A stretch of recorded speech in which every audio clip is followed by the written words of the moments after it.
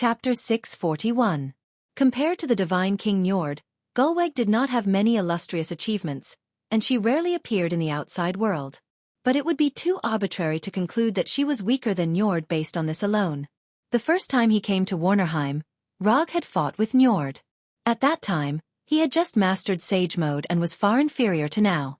But in that fight, he did not feel a huge gap in strength from Njord that he could not resist. How should he put it? At that time, it was indeed unlikely that he could defeat Njord, but he could also guarantee that he had more than a 70% chance of leaving alive, and not being seriously injured. As the divine king of Warnerheim, Njord could not be said to be weak. But compared to an existence like Odin, Njord, a divine father-level existence, seemed a little unworthy of the name. In fact, until now, Rog still doubted whether Njord had the strength of a divine father. In any case, from that fight, he did not feel that Njord was a divine father. Especially after he had the strength of a divine father. His doubts grew stronger and stronger. Combining his own actual situation and the situation of the last fight, he speculated that Njord should be about the same as himself, at the peak of the divine father level, only half a step away from the divine father level. The peak of the divine father level seemed to be only half a step away from the divine father level, but in fact, the two were completely different existences. So the question was, if Njord did not have the strength of a divine father, how did Warnerheim resist Odin's army back then? Don't say that Odin deliberately let Warnerheim go, allowing Warnerheim to maintain its independence. Odin was not the benevolent divine king that he was later when he fought in the Nine Lands. If he was not sure that he could not completely conquer Warnerheim, Odin would never have made the decision to only station troops in Warnerheim without interfering in the specific internal affairs of Warnerheim. Therefore, if Rog guessed correctly, the reason why Odin made this concession was because of Gulwig. He even had a very gossipy idea. Did something happen between Odin and Gulweg? Let's put it this way. Odin's biological son, Thor, awakened the divine power of thunder, and Gulwig's twin daughters also awakened the divine power of thunder. What was even stranger was that he had never heard of Gulwig's husband. Even the nobles in the Warner Protoss didn't know about it, let alone him. Therefore, he couldn't be blamed for having some inappropriate associations. Speaking of Gulwig's strength, judging from the awakened divine power of Victigny and her current strength, Gulwig's strength is definitely not too weak, and may even be stronger than Njord. At least from the perspective of the strength of her descendants, that's the case. The three Storm brothers are direct descendants of Njord, but in terms of strength, they are completely inferior to Victigny and her sister. Unlike ordinary creatures, the strength of the gods themselves directly determines the potential of their descendants.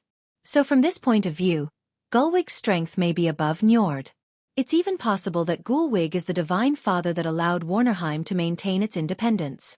Of course, all of this is just Rog's guess. Whether Gulwig is a divine father or not, he can only confirm it after meeting her. Under the leadership of Victigny, Rog boarded the carriage to Gulwig's palace. He didn't bring Hinata and Fenrir. In fact, Gulwig only invited him alone. On the way to the palace, Victigny maintained a rare state of silence. He did not ask Log any questions, nor did he explain anything to him. In this silent atmosphere, the carriage slowly drove into Gulwig's palace.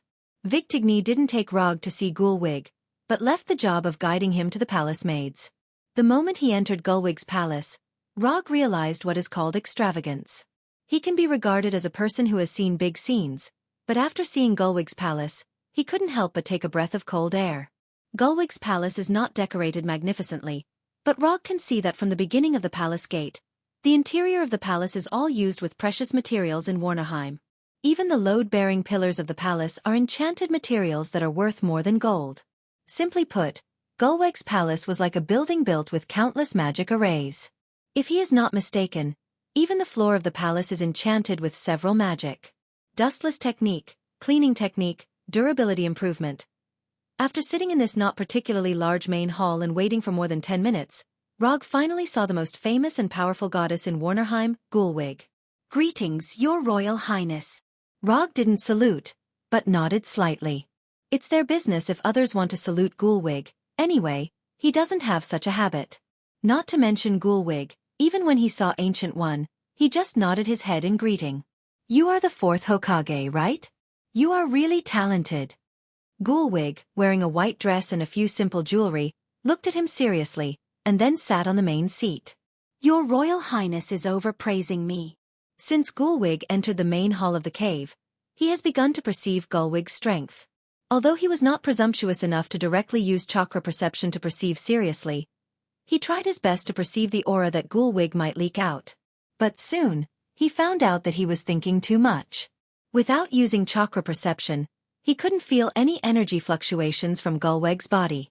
If you only observe with your eyes, Gulwig gives people the feeling that she is a well-maintained noble woman, the kind that has no strength to truss a chicken. If your strength is overpraising, then the young people in Warnerheim are not even qualified. Gulwig said with an impeccable smile and tone. Well, I don't know what your Royal Highness is looking for me today? Rog directly changed the question, trying to take back the initiative of the exchange. But it was apparent that Gulwig didn't intend to let him succeed so easily. She said something that he didn't expect. What do you think of Vigtigny and Weigelf? If you had to choose one of them to be your wife, who would you choose? Did I just miss any information? How did it suddenly become this topic? That. They are both very good. Figure, appearance, strength, background, are impeccable. Chapter 642. It's just that I already have a girlfriend, so... Rog thought for a moment and ultimately refused to make a choice. This wasn't because he was worried about offending Vigtigny or Weigelf, but because he simply couldn't understand what Gerwig was planning to do. Gerwig was the strongest goddess among the Warner Protoss, and possibly even the most powerful god. In front of such an existence, any decision had to be made with caution. Moreover, it was impossible for someone of Gerwig's strength and status to urge him to get married. There's a conspiracy. There's definitely a conspiracy. You're dishonest. You say you have a girlfriend, but that might not be what you think in your heart, right? Gulwig looked at Rog with a smile and continued in an impeccable manner. Maybe you don't know me well. I'm a devoted man. Ever since Gerwig appeared, Rog realized that he couldn't control the conversation at all. I'm still very clear about a man's thoughts. Don't try to lie in front of a woman who's at least 100 times older than you. It won't work, Gerwig said with a smile. Then, just as Rog was about to explain something, she continued, Let's be frank. If Vigtigny and Weigelf were to marry you at the same time, would you be willing? As long as you're willing, I can arrange a wedding for you immediately. Damn! What is this girl trying to do? Rog had to admit that he couldn't keep up with Gerwig's train of thought. Or rather, he couldn't accept Gerwig's straightforward way of talking. Rog shook his head helplessly at the sight of Gulwig, who was a perfect match for the word goddess in terms of looks, figure and status. Your Highness, just say it. What are you planning to do? Are you trying to rope me in, make me work for you, or just help you complete something? But to be honest, I look down on you for using your own daughter as a bargaining chip. Rog's expression became serious. You're the only one in Warnerheim who dares to talk to me like this. With that, Gulwig raised her right hand, and a light blue barrier was instantly formed, enveloping the entire hall. Your Highness, aren't you looking down on me a little too much if you think you can trap me with a barrier of this level? After casually sensing the mana fluctuations of the barrier, Rog knew that this barrier wouldn't be able to trap him. He might not be able to break it in 1 or 2 seconds, but it would take him at most 5 or 10 seconds. This barrier isn't used to trap you. It's only used to prevent others from hearing what we're about to say. Gulwig explained. Then, she released her aura and energy waves. The moment Gerwig released her aura, Rog frowned slightly. Heavenly Father tier. Gulwig was actually a heavenly father. From the looks of it, you should be very clear about the strength of a god king. If I'm not wrong, you're only 1 step away from becoming a god king. Heavenly Father was just a term in the manga. In this world, only Rog knew of this term. You're not wrong. I'm indeed only 1 step away from becoming a god king. Rog wasn't surprised that Gulwig could see through his current level. If Gulwig didn't even have this bit of ability, then she would be too incompetent as a Heavenly Father tier. Since that's the case, then we have a basis for cooperation. You've fought with Njord before, so you should have a rough idea of his strength. If you were to fight with him now, how confident are you in winning? Gulwig's tone became serious. Before answering this question, I also have a question for you. Are you planning to replace Njord as the God King of Warner Protoss? Gulweg, who never displayed her strength in front of outsiders, specially invited him over and even displayed her strength in front of him. If he still couldn't guess what Gulweg wanted to do, then he would be too slow. You're right. I'm planning to replace Njord as the God King. But because of some agreement, I can't directly attack him. So, if you don't mind, I hope you can challenge Njord. It's best if you can kill him. As long as you can do this, I can give you whatever you want. Even if you want Vigtigny and Weigelf to marry you at the same time, there won't be any problem. If you want, I can even bestow you a part of Warnerheim. After Gulweg finished speaking, Rog didn't answer immediately. Instead he thought seriously. Killing Njord was also a good achievement. But the problem was that he didn't really want this achievement. The main reason was that the reward Gulweg offered wasn't too attractive to him. Vigtigny and Weigelf were indeed very beautiful, had good figures, and weren't weak. But how should he put it? He was a dedicated man. And his intuition told him that if he really married Vigtigny and Weigelf, then his future would definitely be miserable in all senses of the word. Let's not talk about the reward first. I want to know if I really kill Njord, will the spoils he leaves behind belong to you or me? The spoils Rog was talking about were of course not Njord's weapons and equipment, but the origin power left behind after a heavenly father or an inferior heavenly father died in an abnormal state.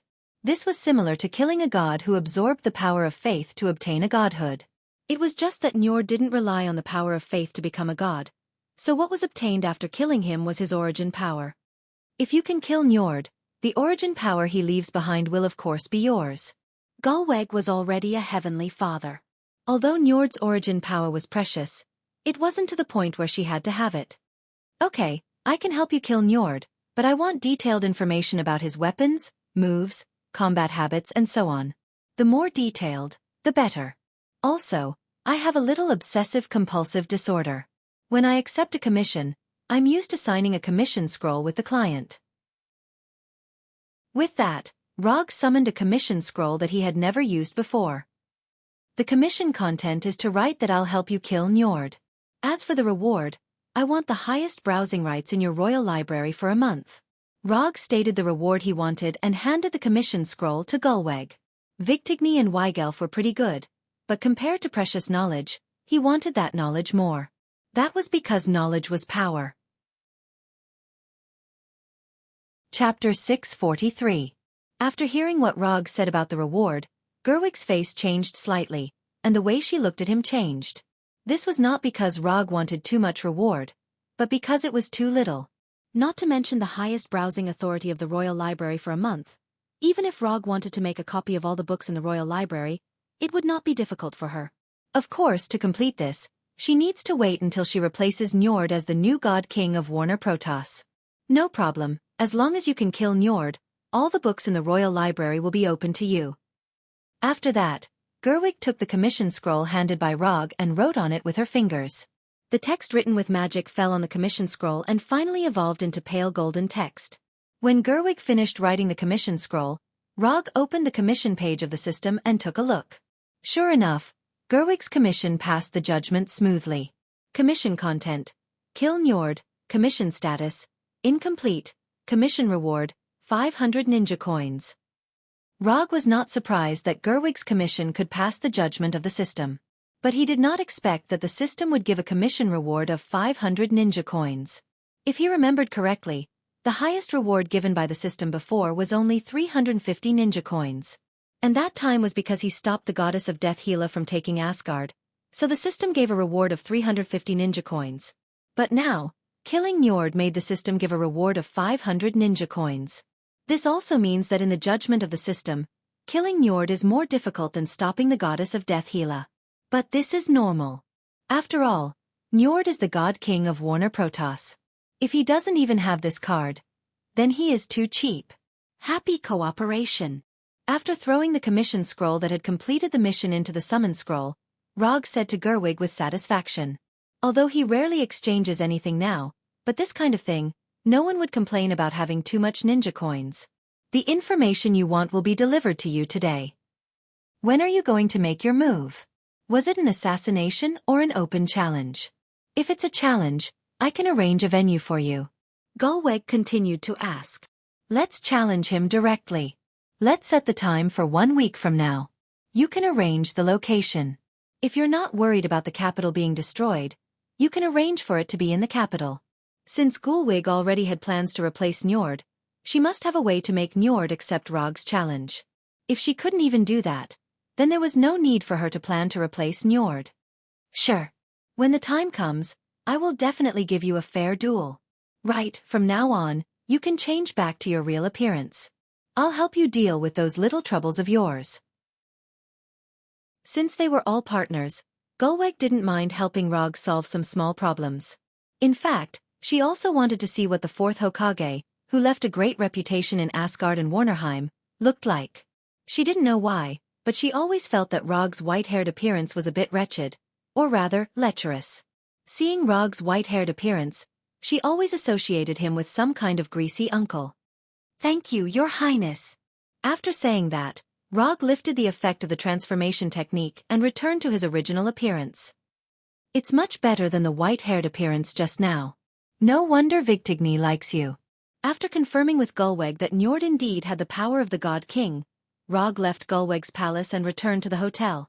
After seeing Rog return to the hotel with his real appearance, Hinata looked at him curiously. There's no need to maintain the effect of the transformation technique. The wanted order has been cancelled. Since Gulweg had spoken, Rog naturally didn't bother to continue to maintain the appearance of young Jiraiya. Although Jiraiya was quite good when he was young, compared with his real appearance, there was still a big gap. In the field of handsome, only Minato could barely be his opponent among the Hokage. What did Gulweg say to you? It's not something like a marriage or a political marriage, is it? How to say it, a woman's sixth sense is sometimes more accurate. No, she just entrusted me to challenge Njord and kill him by the way. Gulweg intends to replace Njord as the new God King of Warner Protoss. Rog sat on the sofa and briefly explained the matter of the commission. There was nothing to hide. If nothing unexpected happens, soon the whole Warnerheim will know that he wants to challenge Njord. Such a big commission, what reward did she give you? Hinata continued to ask. The highest browsing authority of the Royal Library is limited to 1 month. That's it, nothing else? That's it. Rog, you're not honest. You know, the Byakugan can actually see through people's hearts. After saying that, Hinata pointed to her unopened Byakugan. Are you kidding me? How can I not know the effect of the Byakugan? You just want to know if Gulweg used Vigtigny and Weigelf as conditions? Since you want to know so much, then I'll stop talking. After seeing that Rog didn't speak, Hinata came to the sofa and lay down like a kitten, and put her head on Rog's thigh. Are you sure? I heard that Njord has been the God King for a long time, even thousands of years. Touching Hinata's soft black hair, Roger replied with a relaxed expression. If you want to say that you're 100% sure, then I'm definitely not, about 50% sure. 50%? So low. After hearing Rog's answer, a look of worry appeared on Hinata's face. 50% sure, kill without injury. Rog explained that he had a 50% chance of winning. If it's just killing Njord, Rog has 80% certainty. But if it's just killing without injury, then he only has 50% certainty at most. Rog-san, you're a bit immodest. Njord is the God King. You can't underestimate your opponent like this. You have to be cautious, cautious, and cautious. Obviously, she only has 2 or 3 combat experience in total, but now she's reminding Rog not to underestimate his opponent. This is not immodest, this is called strategic contempt for the enemy. How can Rog underestimate Njord? The ninja coins reward given by the system is enough to prove something. Chapter 644. The news of the 4th Hokage Rog challenging the King of Gods Njord quickly spread throughout the capital with Gulwig's help. To be precise, it took less than an hour for the news to spread throughout the capital. Challenging the Warner Protoss's King of Gods in Warnerheim was something that had only happened a few times in the history of Warner Protoss. Not to mention, the person who challenged the King of Gods this time was an Earthling. If there was a ranking among Warner Protoss about who their most hated enemy was, Rog would definitely take the first place without any suspense. Even the goddess of death Hela, who was now leading the Frost Giants and Flame Giants to invade Warnerheim, was more popular than him. The reason for this was very simple.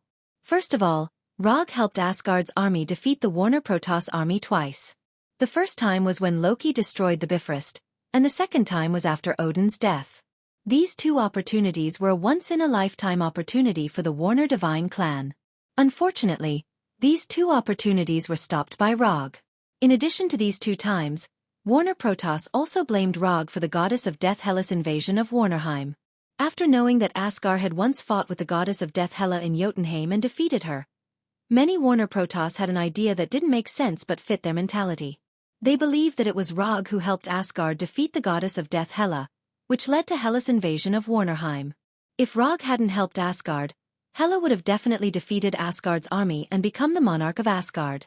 This way, Hela wouldn't have been able to rule Jotunheim and Muspelheim, let alone bring the Frost Giants and Flame Giants to invade Warnerheim.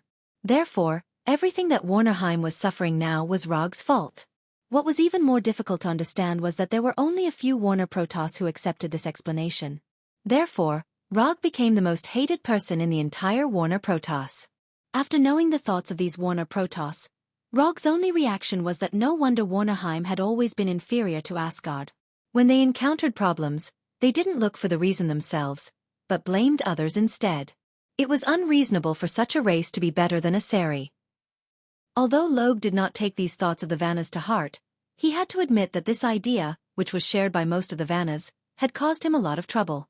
Although Gulwig stopped the Golden Thorn's arrest warrant, she couldn't stop people's thoughts. Therefore, Rog, who was living in the hotel, suffered a lot of unnecessary disturbances. This included, but was not limited to, people who always tried to break into his suite, or booked all the rooms around his suite, and then attacked him with noise from morning to night. Even his mount, Fenrir, suffered a lot of unnecessary harassment. When arresting those people who were criticizing her, her army really broke down their doors and arrested them without caring about the so-called evidence. According to incomplete statistics, more than 3,000 people were beheaded in public in the past few days alone. When Gulwig went to the manor to ask how her preparations were going, Rog asked Gulwig what she was thinking. Then Gulwig gave him a very simple answer. What Warner Protoss needs now is a powerful monarch who means what she says. Chapter 645. Rog agreed with Gulweg's statement. Given the current situation of the Warner God clan, they indeed needed a god king with sufficient strength to back them up. Looking at the current situation in Warnerheim, one could see how poorly Njord was doing as the god king. Asgard's garrison was not worth mentioning. After all, Asgard had stationed troops in Warnerheim for more than a year or two. However, it was Njord's responsibility to not be able to stop the invasion of the goddess of death, Hel. It was important to note that the goddess of death's army did not only attack Warner Protoss's territory and army. Even Asgard's garrison was attacked by Hel's army. Asgard's garrison took away part of the pressure, and Njord should have been able to stop Hel's army smoothly. However, the reality was that even with the help of Asgard's garrison, Warner Protoss's army was still being beaten back. Now, the territory that Hel had taken away was close to 1/3 of Warnerheim's territory. What was even more troublesome was that until now, Njord still could not come up with any effective way to stop Hel. Other than the matter of the army, in the years that Njord had been the god king, Warner Protoss's culture and individual combat strength had shown a trend of decline year by year. In this regard, Njord's approach was a bit like Odin's rule over Asgard. However, the problem was that Odin did not want Asgard to be militaristic, because Asgard had enough strength to resist the invasion of foreign enemies. He did not want to start the so-called benevolent rule under the premise that he did not have enough strength to protect himself. Njord began to teach people to put down their bloodthirst and use benevolence to solve disputes in a situation where Warner Protoss did not have enough strength. This kind of culture would only cause Warner Protoss to be less and less aggressive. Previously, Warner Protoss blamed Hel's invasion of Warnerheim on Rog because of this reason. The invaders had already attacked their home, and they were still thinking about why others would invade them instead of invading others. Any race with a little bit of bloodthirst and pride would not consider this question first. They would just pick up the weapons in their hands and fight. Whether they could win or not aside, they would at least let the enemy know that even if they could not beat them, they would still take a bite out of them. Don't even think about taking down my home so effortlessly. Even if I die, I won't let you have an easy time. If the people of the Vanaheim gods had such courage, they would not have been so cowardly, let alone driving Hela's army out of Vanaheim. But it's a pity that the current Warner Protoss did not have such bloodthirst. Otherwise, Rog would not dare to take Hinata and Fenrir to Warnerheim for a vacation. You know, there are more people here than on Earth who want him dead. Time passed in a blink of an eye, and a week passed quickly. When the agreed time for the challenge arrived, Rog took Hinata and Fenrir, who had recovered his true form, to the royal hunting ground specially arranged by Gulwig. The royal hunting ground was dozens of kilometers away from the capital. There was no need to worry about any damage to the capital. When Rog and Hinata rode Fenrir to the royal hunting ground, which was not open to ordinary people, was already crowded with people. There were more than 300,000 people gathered in the royal hunting ground. Most of them were residents of the capital. Of course, there were also a small number of people who came from other cities. In the past week, a simple super-large arena had been built. It was a large circular ring with a diameter of 1 kilometer. Around the ring, there was a 500-meter-wide isolation belt. Outside the isolation belt was the audience area. Of course, it was impossible for Gulwig to arrange seats for all the audience. As long as there is a small area in the direction of the capital, there are 6 high platforms that can accommodate a total of 1,000 people. Fenrir will accompany you, I will be alone, Rog said to Hinata, who was sitting behind him. Although Fenrir is a good mount, he's a ninja, and it's not suitable for him to fight on a mount. And according to his plan, his battle with Njord will end quickly. It will end faster than everyone expected. Okay. Hinata answered silently, and at the same time, glanced at the crowd that was watching them with an unhappy expression. She didn't like the way these people looked at Rog. Or, she hated these people's overconfidence. Just wait for me here. After saying that, Rog jumped down from Fenrir's back and walked alone toward the exaggerated ring. However, just as he walked through the 500-meter-wide isolation belt and was about to climb the ring that was only half a meter higher than the ground, he suddenly stopped. Then, he stretched out his right hand, and under everyone's gaze, he summoned the 4th Hokage's white Haori. Boom! The white smoke dissipated, and the 4th Hokage's Haori appeared in front of him out of thin air. Just as the Haori was about to fall under the influence of gravity, he grabbed the Haori and gently flung it back, putting on the Haori that was familiar to the people on Earth. Since it's the 4th Hokage challenging the Warner Protoss's God King, how can the 4th Hokage's iconic Haori be missing? Seeing Logue put on his Haori as if there was no one else around, the audience started looking at him with even more disdain. Although the audience didn't recognize the words on the Haori, they didn't like Rog's arrogant behavior. If looks could kill, he would have died countless times by now. Feeling the murderous eyes coming from all directions, he pretended to enjoy it and took a deep breath. This feeling was very good.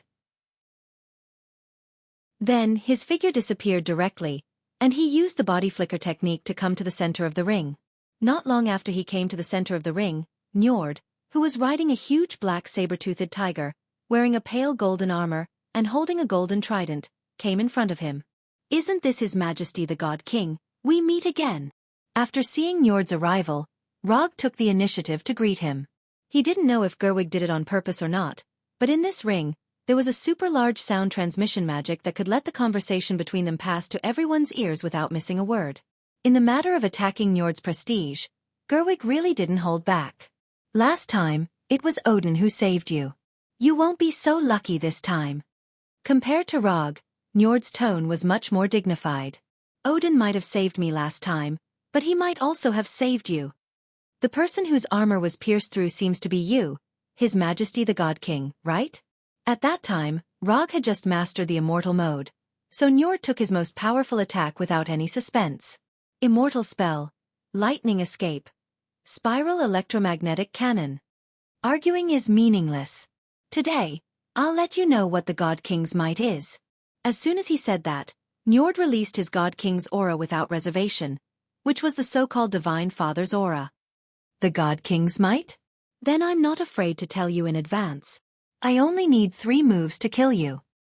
If you don't die within 3 moves, I'll kill myself. Rog's incomparably domineering words were transmitted without missing a single word by the sound transmission magic to the ears of everyone present. Arrogant.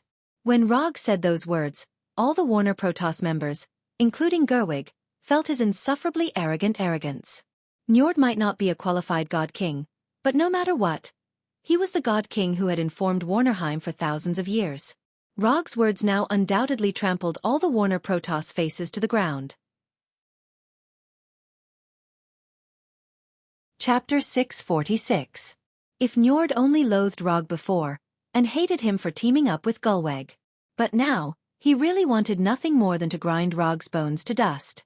In his own kingdom, in front of 300,000 Warner Protoss, he actually dared to boast that he would kill him in 3 moves. This was no longer a matter of provocation, but that he didn't even put him in his eyes. For a moment, Njord's body surged with an intense killing intent. Under the influence of his divine power, the originally endless blue sky suddenly became as gloomy as ink. Oh, he's actually angry. Looking up at the instant change in the sky, Rog still maintained his initial calmness. That's right, Njord was indeed the Divine King, the so-called Divine Father. But after browsing through the detailed information provided by Gullweg, he finally understood why he instinctively suspected that Njord hadn't reached the Divine Father level. The reason was very simple. Because Njord's Divine Father level strength wasn't cultivated by himself. The reason why Njord could become the Divine King was purely because he inherited the authority left behind by the previous Divine King. Thus, he was promoted to the Divine Father level and became the Divine King of Warner Protoss. To put it simply, Njord's Divine Father level strength was obtained through cheating. This was also why Odin and Njord were both Divine Fathers, but the pressure Rog felt from the two of them were completely different. If he challenged Odin, Rog would feel that he was courting death. But if he challenged Njord, he felt that he could still do it. Yes, it was just okay, and it wasn't to the point where he could win for sure. The reason why he dared to boast of killing Njord in 3 moves in public was very simple. Because he didn't intend to talk about martial virtues with Njord this time. Rog would have to be crazy to talk about martial virtues with a divine king who had lived for God knows how many millennia. Moreover, this was in his own country. So he picked out one of his 3 infinity stones and silently carried it with him. He did not choose the reality gem that he had for the longest time, nor did he choose the soul gem that he obtained last. Instead, he chose the power gem that has a very high compatibility with Thanos. A few days ago, he had secretly tested his compatibility with the power gem. In the end, he found that it wasn't too bad. To be precise, it was even more compatible than the gem in reality. This could also be because the power gem approved of his fighting style. Although Njord was filled with killing intent towards Rog right now, he was still a god king after all. He could not attack Rog first. Sometimes, people were just so hypocritical.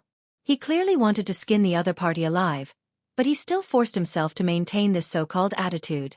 Njord had to maintain his so-called dignity as the Divine King, but Rog had no such concerns. He suddenly put his hands together and silently chanted. Sage mode. In an instant, an astonishing amount of natural energy was absorbed into his body and mixed with his own chakra to form the immortal technique chakra. At the moment when red lines started to appear on his eyes and forehead, he immediately used the strongest move of the wood escape technique.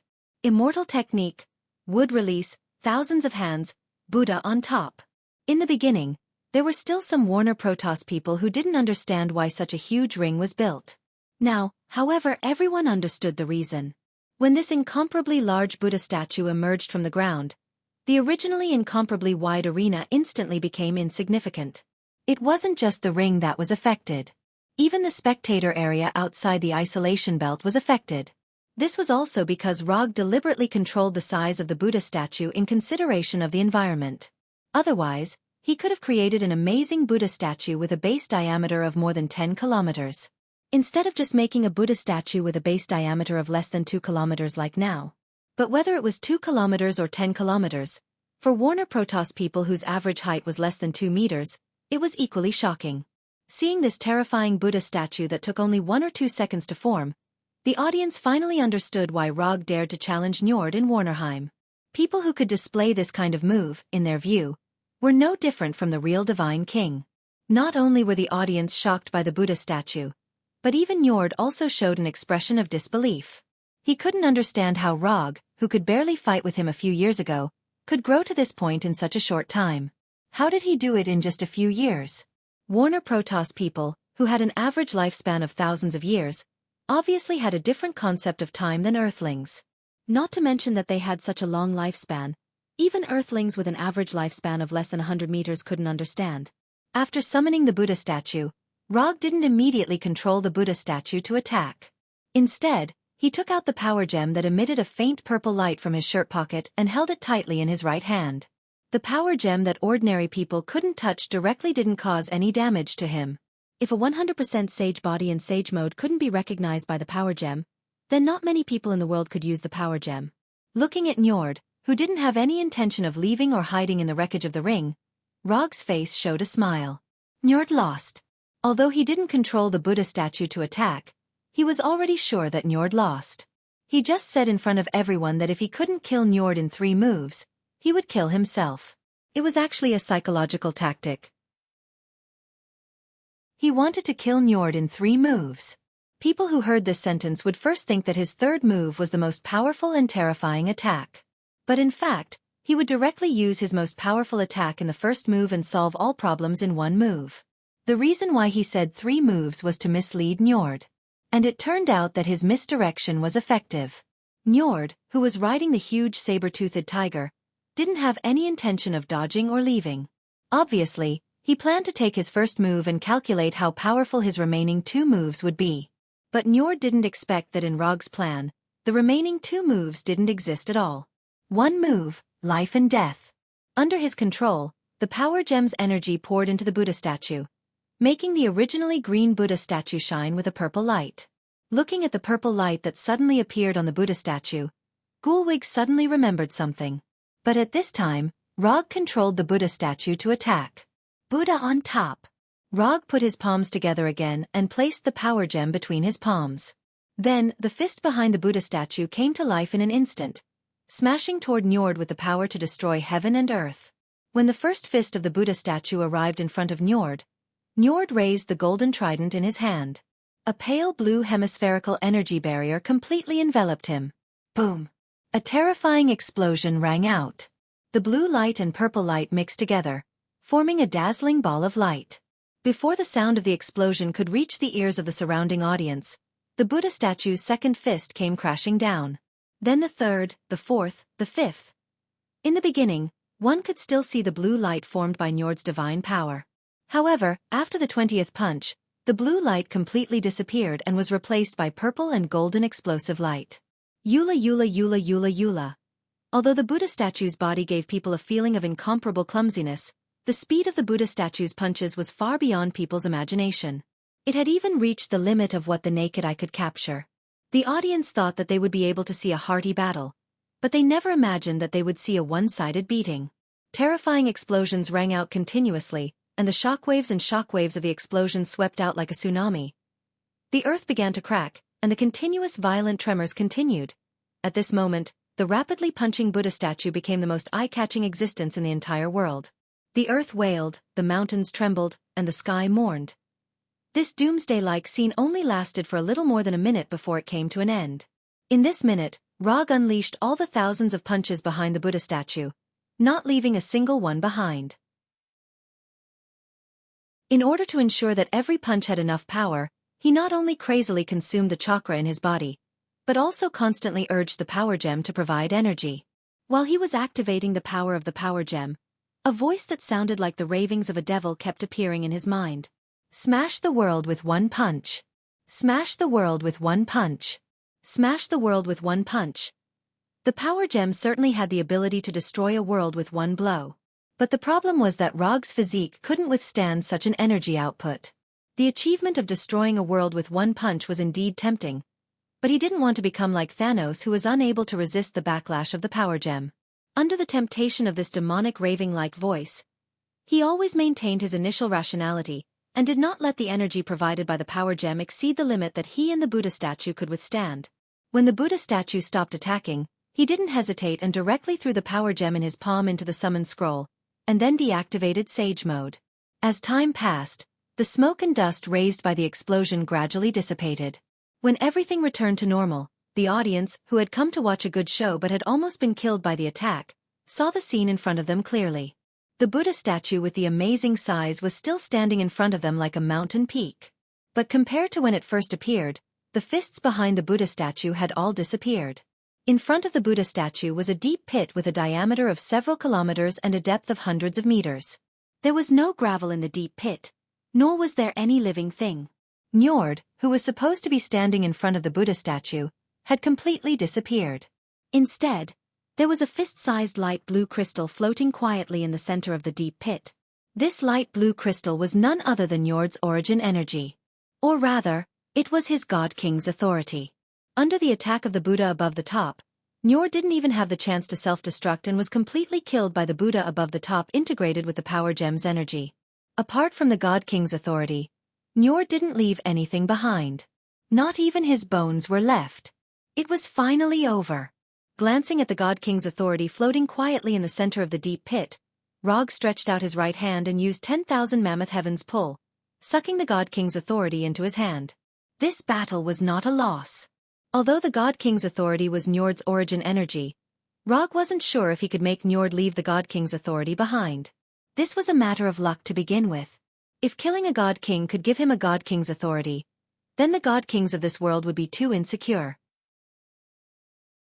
After throwing the fist-sized God King's authority into the medium scroll, Rog turned his head and looked around.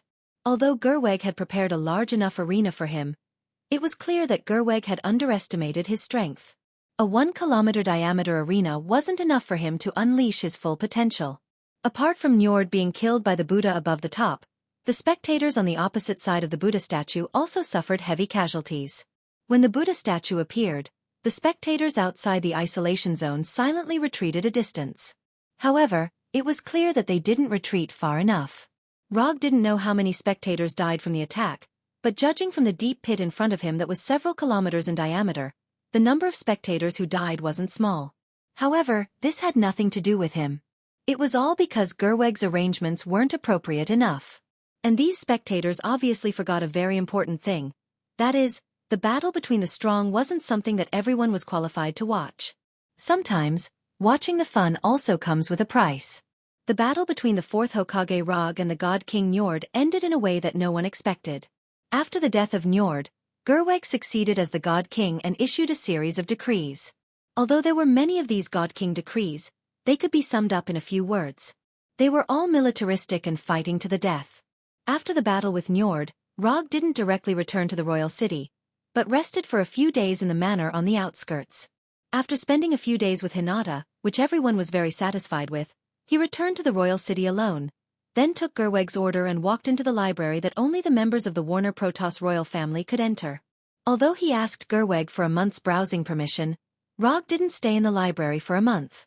After the attendant told him that Gerweg agreed to let him take away a copy of any book in the library, he did not stand on ceremony with Gerweg and took away all the copies of the books in the royal library in one fell swoop. As a result, he didn't spend much time in the library. In total, he spent less than 5 days in the library. Chapter 647. After taking away all the copies of the books from the Warner Protoss Royal Library, Rog left the capital with Hinata and Fenrir. Although no one from Warner Protoss dared to express dissatisfaction in front of him, and even the people he met on the street were respectful to him, but he still lost the intention to stay in the capital to play. Traveling was always like that.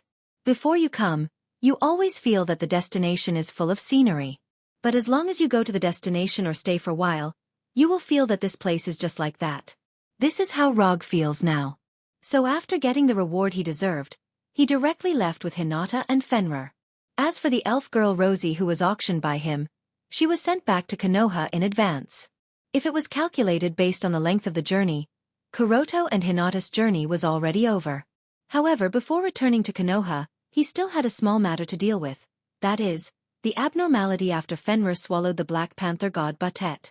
In Fenrir's head, there is still a hexagonal crystal that is neither a godhead nor an energy core. As Fenrir's master, he needs to help Fenrir solve this problem before returning to Konoha. After all, this is also the obligation of a poop picker. Less than half a day after leaving the capital, Rog confirmed the location of Hel, the goddess of death, and used the portal magic to directly come to Hel's army camp. At this time, Hel was in the camp of the main army composed of frost giants and flame giants. Only when Hel was the commander of the army, frost giants and flame giants, two races with completely different energy attributes, could peacefully coexist in the same camp. The appearance of the golden light portal immediately attracted the attention of frost giants and flame giants. But before they had time to surround it, they saw Fenrir coming out of the portal, as well as Rog and Hinata, who were sitting on Fenrir's back. Although the flame giants didn't know Fenrir, they recognized Rog sitting on Fenrir's back. This is the fierce person who killed their former king. Rog did not care about these frost giants and flame giants, and directly drove Fenrir toward Hila's main tent. Just as Fenrir was about to reach Hila's main tent, Hila, who was wearing a dark green battlesuit, walked out of the tent. "It really is you. What is it this time?" Hila looked up at Fenrir and Hinata, then said to Rog. "Fenrir has a small problem now. I'm not sure what's going on, and I don't have a solution. So, if you don't mind, I hope you can help me take a look." After that, Rog let Fenrir lie down and pointed at Fenrir's head. "I fed him a small piece of divinity, and then a strange crystal appeared in his brain." Rog explained the ins and outs of the matter. "Godhead? Ha ha. As expected of you. Only you can do such a thing. Ha ha ha." After hearing Rog's words, Hila laughed without restraint. Ha! She laughed like a queen. After laughing at Rog, Hila pointed to Hinata standing behind him and said, "Who is she to you? Girlfriend or wife?" Rog did not expect Hila to ask this question. He, who had been trained by Hinata to have a desire to survive, did not even think about it and directly said, "Her name is Hinata, now girlfriend, wife in the future." "Oh, you have good taste, and so does she." After that, Hila took back her gaze from Hinata and went straight to Fenrir. Seeing his former master come to him, Fenrir wanted to express his enthusiasm. However, when he saw Rog beside him, he decisively dismissed the thought. He laid on the ground without moving, not daring to show any signs of intimacy. Hila raised her right hand and gently stroked Fenrir's head, then controlled the divine power of death to surge into Fenrir's head. Hila's perception lasted for more than a minute before it ended. After retracting her right hand, she slowly said, "Fenrir is not much of a problem. It's just that his current body can't support him to condense his own godhead. Fenrir was resurrected by you. You should know that Fenrir is not a complete life, and his soul is still in an incomplete state. If I'm not wrong, you should have reached some cooperation with the Lord of Hell, Mephisto, and used part of Mephisto's power to finally resurrect Fenrir. Normally, there is no problem with this method of resurrection, but the Fenrir resurrected in this way is not a complete Fenrir. But you don't have the divine power of death, so it's normal that you can't notice this."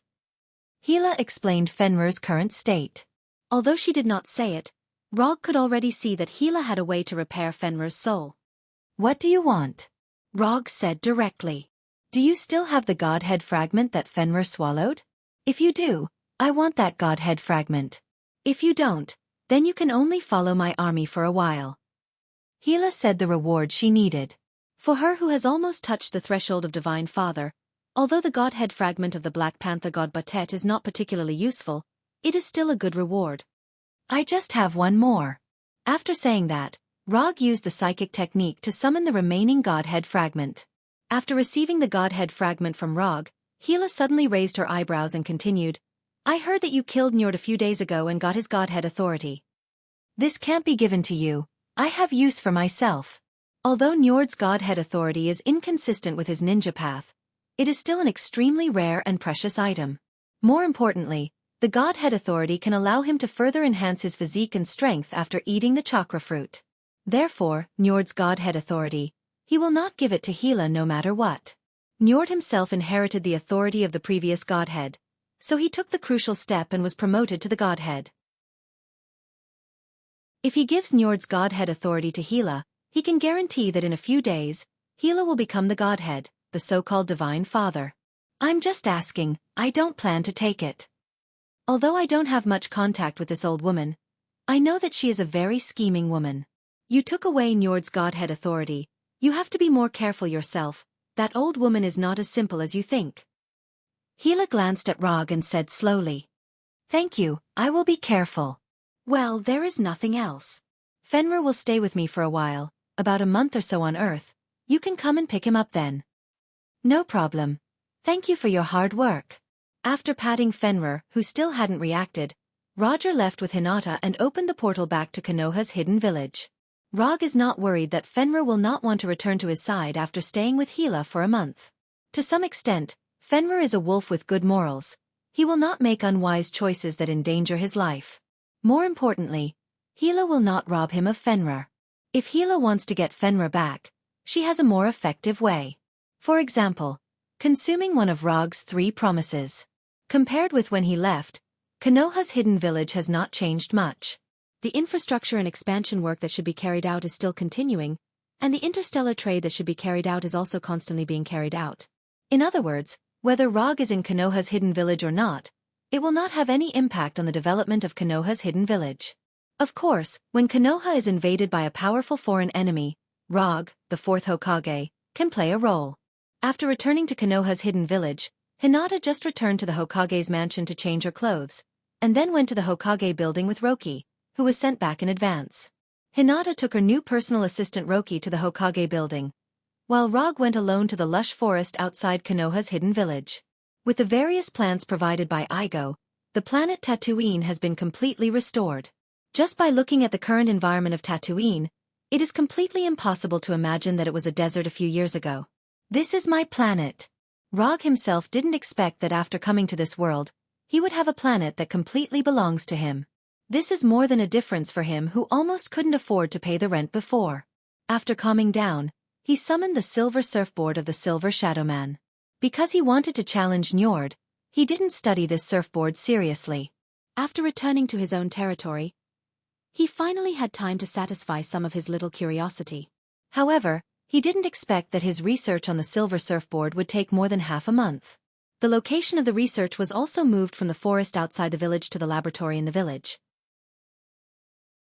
After more than half a month of research, he can basically be sure that the former owner of the surfboard, the Silver Shadow Man, is not dead, but he doesn't know where he fell.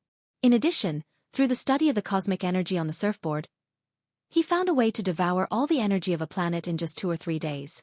How to say it? This method of devouring is very similar to Uncle Devourer.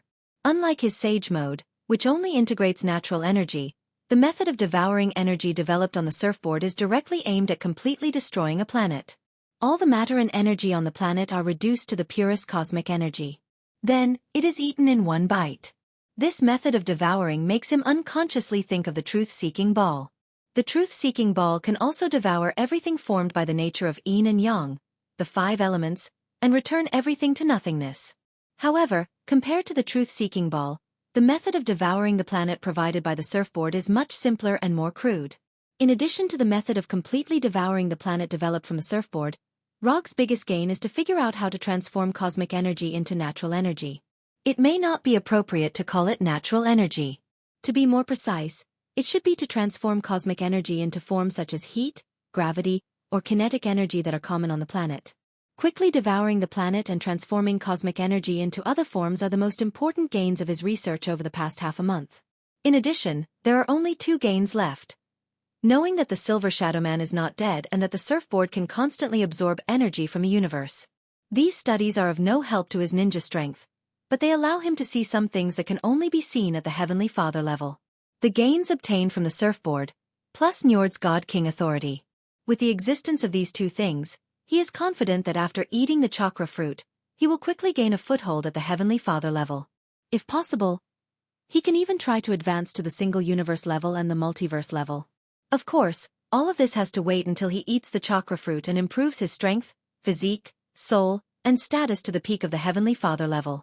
After finishing his research on the surfboard, he began his carefree life as a hands-off shopkeeper.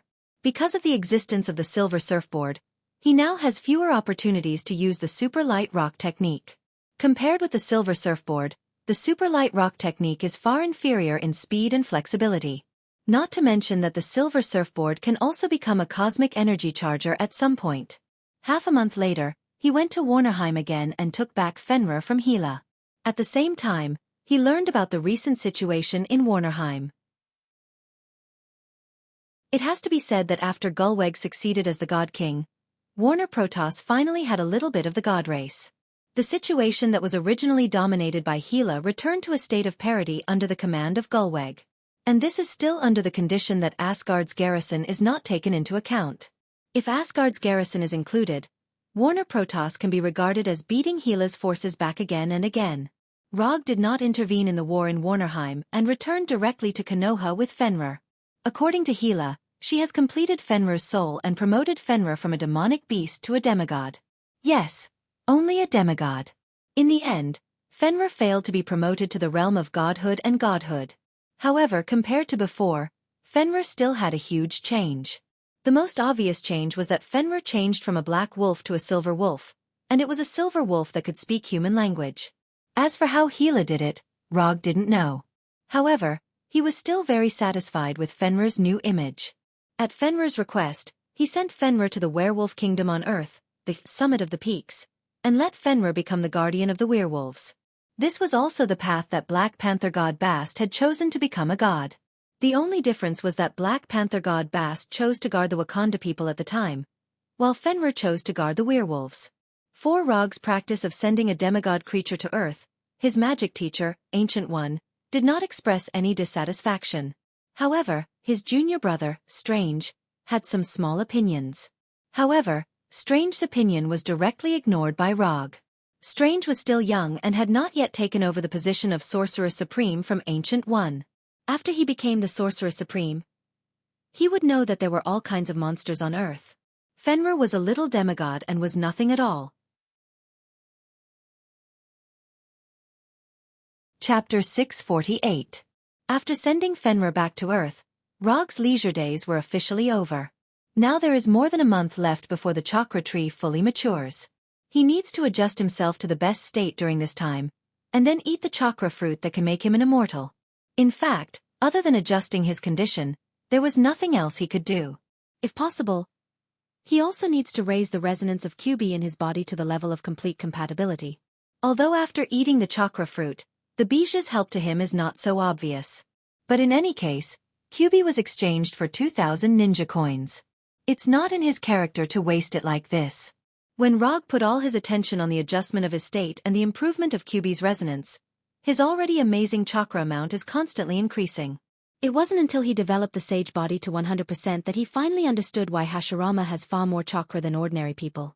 Chakra is the product of the fusion of spiritual energy and physical energy, and the limit of the body determines the amount of physical energy. Although the sage body also has a limit, that limit is far beyond ordinary people. Even Rog, whose chakra amount has reached 0.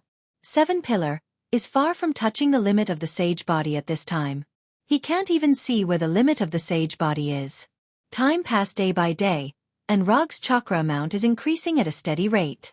What surprised him even more is that QB, who was not very compatible with him, has become extremely tacit at this time. A month and a half is not long, but it's not short either. When Rog finished this life of eating and sleeping in addition to cultivation, he opened the system and took a look at his current chakra amount and the resonance with QB. Chakra amount: 2. 2 pillar, 1. 4 pillar, 0. 8 pillar for Bijou. Jinchuriki, QB, resonance, 8. Because of the time, he was unable to raise the resonance of QB to 9 and reach a perfect fit with QB. However, he didn't pay too much attention to this. Although he was still a distance away from perfect fusion, this did not prevent him from using the 9-tailed mode and fully transforming into a tailed beast. After leaving the Hokage's exclusive training room, Kuroto returned to the Hokage's residence and took a comfortable hot bath. After that, he changed into clean clothes and opened the portal to Igo. Before he left the training room, he received a message from number 2. Igo specially contacted the Golden Jack and reported the news that the fruit of the divine tree was about to ripen. As soon as he stepped out of the portal, Rog saw the real towering tree. Glancing at the 1,000-meter-tall tree of God, he sighed emotionally. After waiting for so long, this day had finally arrived. As soon as the portal behind him disappeared, Igo, who was completely formed by energy, appeared in front of him. Compared to before, Igo's appearance now looked even older. Although Igo had a head full of white hair in the past, he didn't look old at all. But now, Igo was like a real old man, revealing a trace of aging and desolate aura. The fruit you want is about to ripen. I hope you can keep your promise. Rog didn't know if it was his illusion, but he felt that Igo was really a lot older, as if he was an old man who had reached the last stage of his life. I never break my promise. Rog gave a positive answer. Although he used Kodo Amatsukami to tamper with Igo's mind to make Igo obediently cooperate with him to plant the divine tree. But in any case, Igo paid a lot for the maturity of the divine tree. The divine tree is the root of all chakra and the most important strategic weapon of the Otsutsuki clan. If the divine tree wants to mature, it needs to spread its roots to every corner of the planet and absorb the life chakra of all the creatures on the planet. When the life chakra of the entire planet is absorbed, the divine tree will mature and bear the chakra fruit. In other words, the moment the chakra fruit matures, all the life on the planet will die. If Rog had planted the divine tree in the normal way, the chakra fruit would have indeed taken all the life on the planet. However, he had used a rather tricky method to plant the divine tree on Igo, a planet that possessed self-awareness. With Igo's cooperation, the roots of the divine tree did not spread to the whole planet, and the chakra fruit did not take all the life on the planet.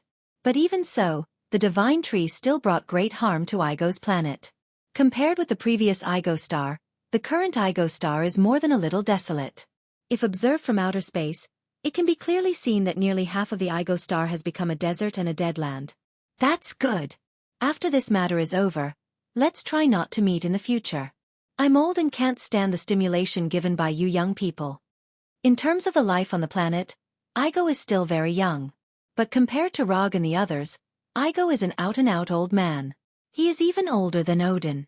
We can still meet. Don't worry, I will only do this kind of thing once. There won't be a second time. As long as you don't plan to expand the life of the planet in the future, I won't make things difficult for you. Igo may not have been a good planet in the past, but Rog still likes Igo now. In any case, Igo is giving his life to the divine tree to devour. Just this point alone has changed Rog's view of him a lot. Let's talk about that later. Since you're here, then I'll let the fruit have its final energy devour. As soon as his voice fell, Igo turned into a mass of blue-white energy and disappeared. At the same time, a stream of blue-white energy appeared on the ground and in the sky like a river. This blue-white energy is like a river flowing into the sea, constantly pouring into the divine tree. With the entry of this energy, the top of the divine tree burst out with a purple light like the sun. After seeing this scene, Rog didn't hesitate and used the super light rock technique to fly to the top of the divine tree. As the blue-white energy continued to pour in, the purple light at the top of the divine tree became more and more dazzling. When Rog flew to the top of the divine tree, the purple light was so dazzling that even he couldn't open his eyes. This dazzling purple light didn't last for too long. In less than a minute, the light gradually dimmed. When the light completely disappeared, Rog came to the top of the divine tree like a platform and walked toward the small chakra fruit. Compared to the huge body of the divine tree, the chakra fruit is so small that it makes people wonder if the fruit is ripe or not. Looking at this purple fruit that is not much bigger than the palm of his hand, Rog hesitated for a moment. Then, he stretched out his right hand and plucked the fruit. The moment he plucked the chakra fruit, the 1,000-meter-tall divine tree suddenly shook violently. Under Rog's gaze, this mountain-like divine tree quickly withered. In just a few seconds, it withered to the point where it was blown away by the wind. Rog didn't know if this is a normal phenomenon after a fruit has ripened, but he didn't care too much about it. Instead, he focused on the chakra fruit in his hand. From its appearance, the chakra fruit is a bit like a purple apple. Just by looking at its appearance, Rog couldn't see anything special about this chakra fruit. But when he used the chakra perception technique to seriously sense the fruit in his hand, he felt an indescribable terrifying chakra. Unlike the so-called 7-attribute chakra, the chakra in the fruit doesn't have any attributes. It is just a pure primitive chakra. It should be right. The divine tree is the root of all chakra, so the chakra fruit of the divine tree should also be the purest and most original chakra. After taking back his gaze from the chakra fruit, Rog once again cast the portal magic and returned to Konoha Hidden Village. Although Igo is quite pleasing to the eye now, he doesn't dare to eat the chakra fruit in front of him. Who knows what will happen after eating the chakra fruit? After returning to the training room that only he can use, he swallowed his saliva and then put the chakra fruit in his mouth. After hesitating for a few seconds, he opened his mouth and bit the chakra fruit. At the moment when the chakra fruit entered his mouth, he unexpectedly found that the chakra fruit didn't taste as bad as he thought. It could even be said that the taste was not bad. Soon, the chakra fruit was completely swallowed by him. Not even the core was left. That's it? The chakra fruit was eaten, but Rog didn't feel anything different. His body didn't change, the chakra fruit didn't change, nothing changed. What's going on? It shouldn't be. After counting the Magatama in his right eye, he looked at his left eye.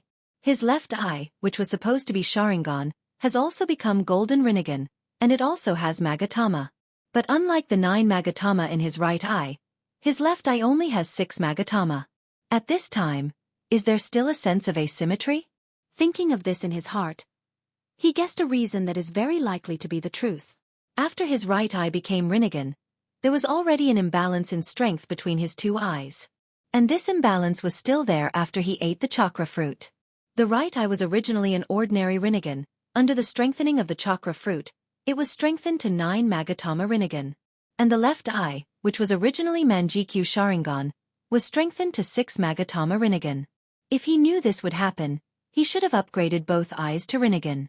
After complaining about himself being lazy before, he took off his clothes that were completely soaked in sweat and began to take a bath again.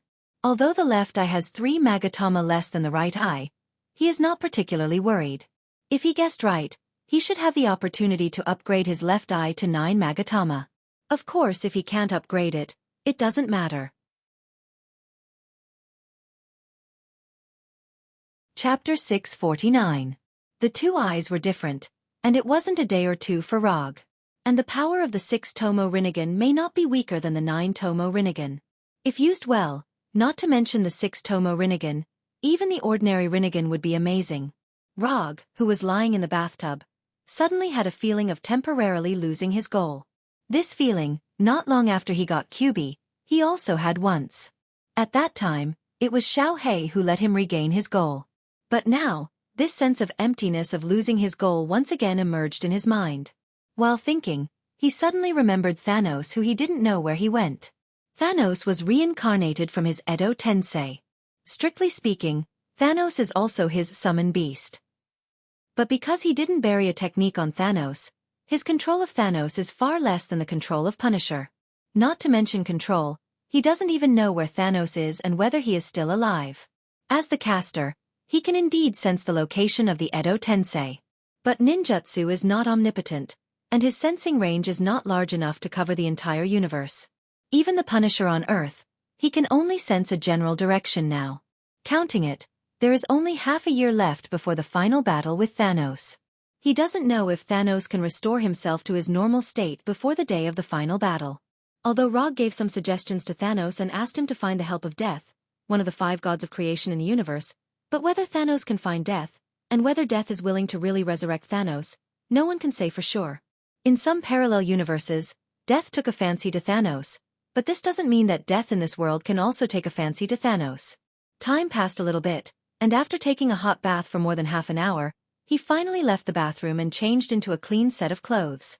Although he doesn't know the specific situation of Thanos, he still intends to implement it according to the established plan, that is, to use this half a year to completely stabilize his strength, and then have a final battle with Thanos. After enjoying an authentic Chinese meal in the Hokage's residence, Kuroto returned to the training room with the Flying Thunder God. He ate the chakra fruit, and he also got the 9 Tomo Rinnegan of Otsutsuki Kagaya and the 6 Tomo Rinnegan of Uchiha Sasuke. However, he did not fully understand the state of his body. The 2 Magatama eyes were the most obvious change. Inside the invisible body, there might be some unexpected changes that he couldn't foresee. First, he checked his chakra. Compared to his previous 7 attribute chakra, his current chakra no longer had any attributes. Its color had also changed from light blue to gold. He condensed a Rasengan in his right hand, and then he saw a golden Rasengan. Although he personally preferred the previous blue Rasengan, the gold one looked okay. It gave off a feeling that it was very expensive. After confirming that there was no damage to his meridians and organs, he allowed his consciousness to enter the 8 trigram seal. The internal space in the 8 trigram seal looked no different from before. It was still a huge cave, with a pool of water in the cave, and a closed metal door in the innermost part. The environment didn't seem to have changed, but the problem was that Kyubi, who should have stayed in the sealed door, was gone. What happened? When he was suffering from the pain caused by the chakra fruit, he vaguely felt Kyubi going berserk. But at that time, he was in extreme pain, so he didn't pay attention to Kyubi. After entering the sealed space, he suddenly remembered this matter. Rog frowned as he walked up to the seal gate. He raised his head and looked at the seal talisman that was still intact. The seal is still there, so QB should still be there.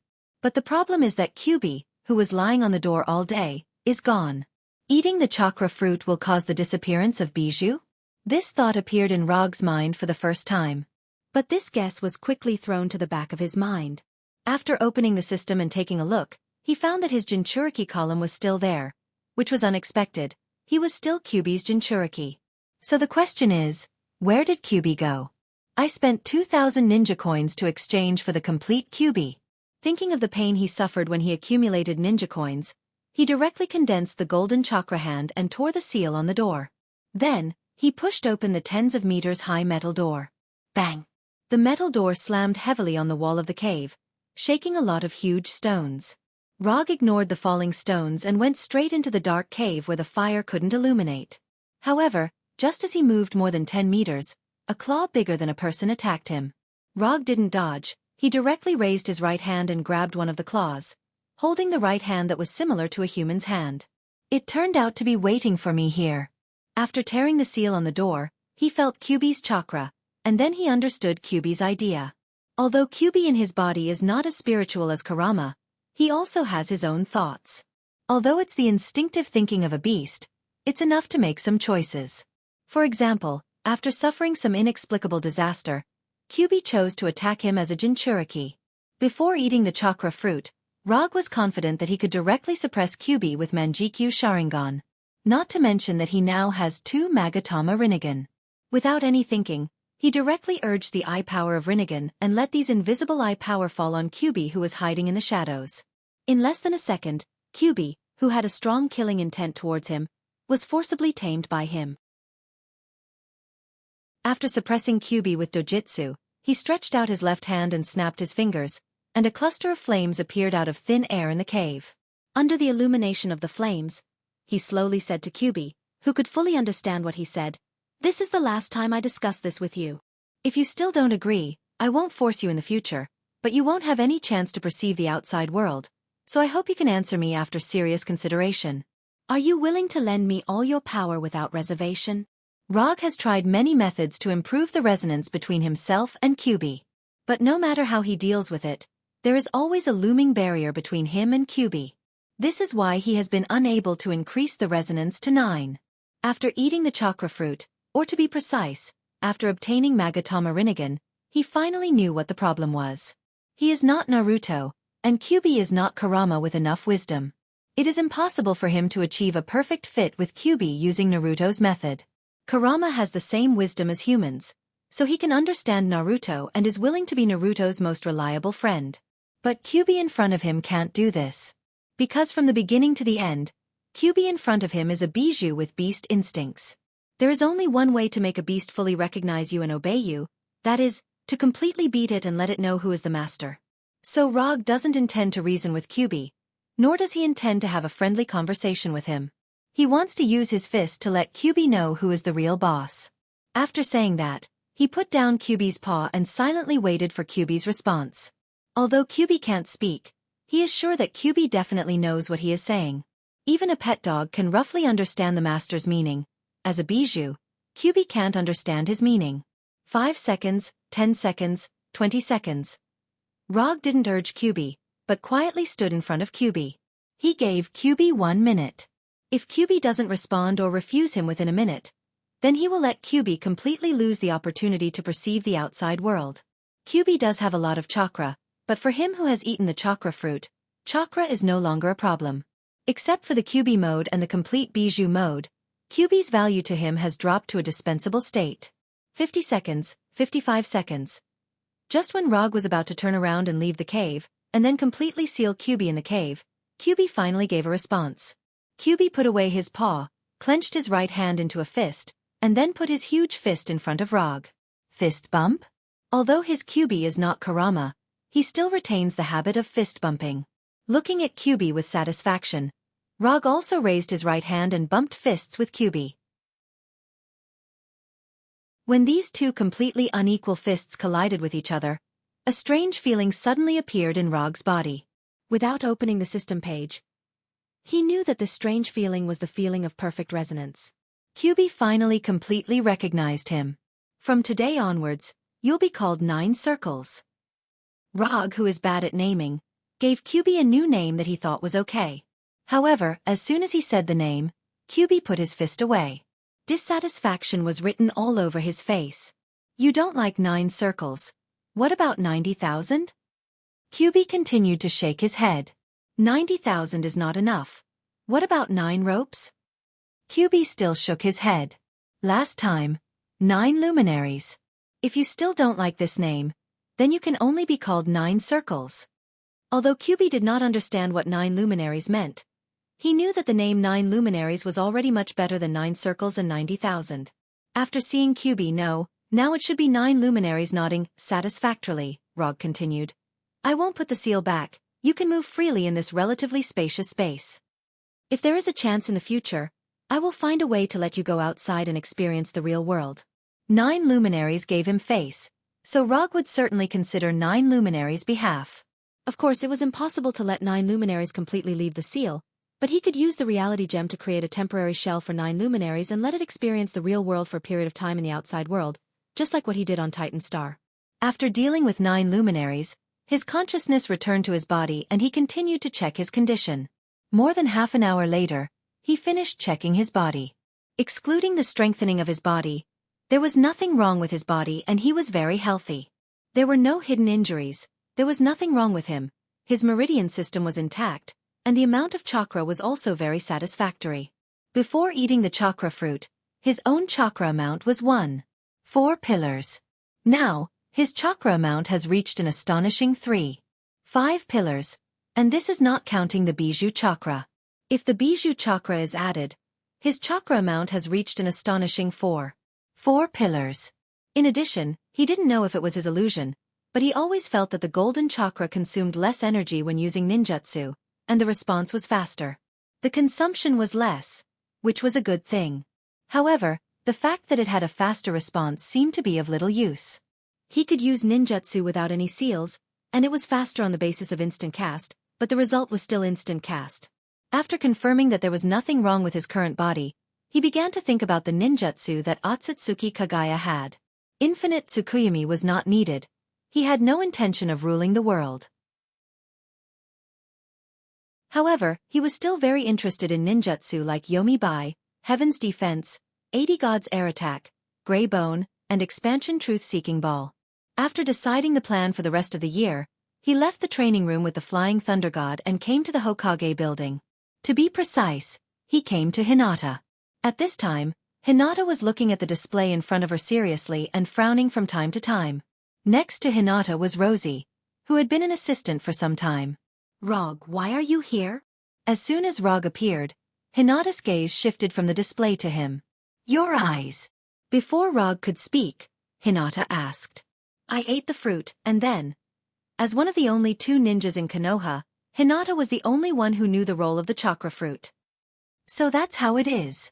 Then if I'm not wrong, you're going to ask me to develop ninjutsu again? Yes, there are a few ninjutsu that I need your help with. Rog's combat power is far beyond Hinata's, but in terms of ninjutsu development ability, even 10 of him together are not Hinata's opponent. Although he can also choose to go to the system to exchange for ninjutsu, he doesn't need to look to know how expensive the ninjutsu he wants will be. Now, he has no interest in performing tasks to accumulate ninjutsu. Rosie, you go out. Hinata didn't directly answer Rog, but asked Rosie to leave the office. When Rosie left the office and closed the door, Hinata continued, Tell me, what kind of ninjutsu are you going to develop this time? Chapter 650. After sorting out the language, Rog told Hinata about the Sharingan ninjutsu he wanted to learn. Of course, he mainly introduced the effects, characteristics, and some of his own understanding of these ninjutsu. As for the specific development, he can't do much, at most. He can cooperate with Hinata to do some tests on the Sharingan. The ninjutsu you want to develop are not simple. I may not be able to develop them. After listening to Rog's description, Hinata frowned and answered. If possible, she certainly hopes that she can meet all the requirements made by Rog. But some things can't be done just because she wants to. Although Hinata has the Byakugan, she only has the Byakugan. Not to mention the Sharingan, she doesn't even know much about the ordinary Rinnegan. It doesn't matter, just do your best. Looking at Hinata's dignified expression, Rog felt that he was a bit too irresponsible as the fourth Hokage. Not to mention Tobirama, who is a master of ninjutsu research and development.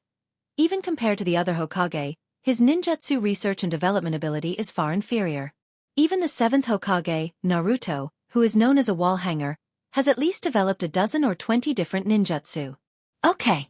Then wait for me. I will transfer the work at hand to number 2. After saying that, Hinata delegated all the work that she is currently dealing with and may need to deal with in the future to number 2, who never asks for overtime pay. After completing the handover of work, she stretched out her right hand towards Rog. Rog didn't hesitate and smiled and took Hinata's hand. Then the two disappeared from the office together. Although Hinata's ability to develop and learn ninjutsu is amazing, for some reason, she can't learn the Flying Thor ninjutsu. Even if Rog personally taught her, it didn't help.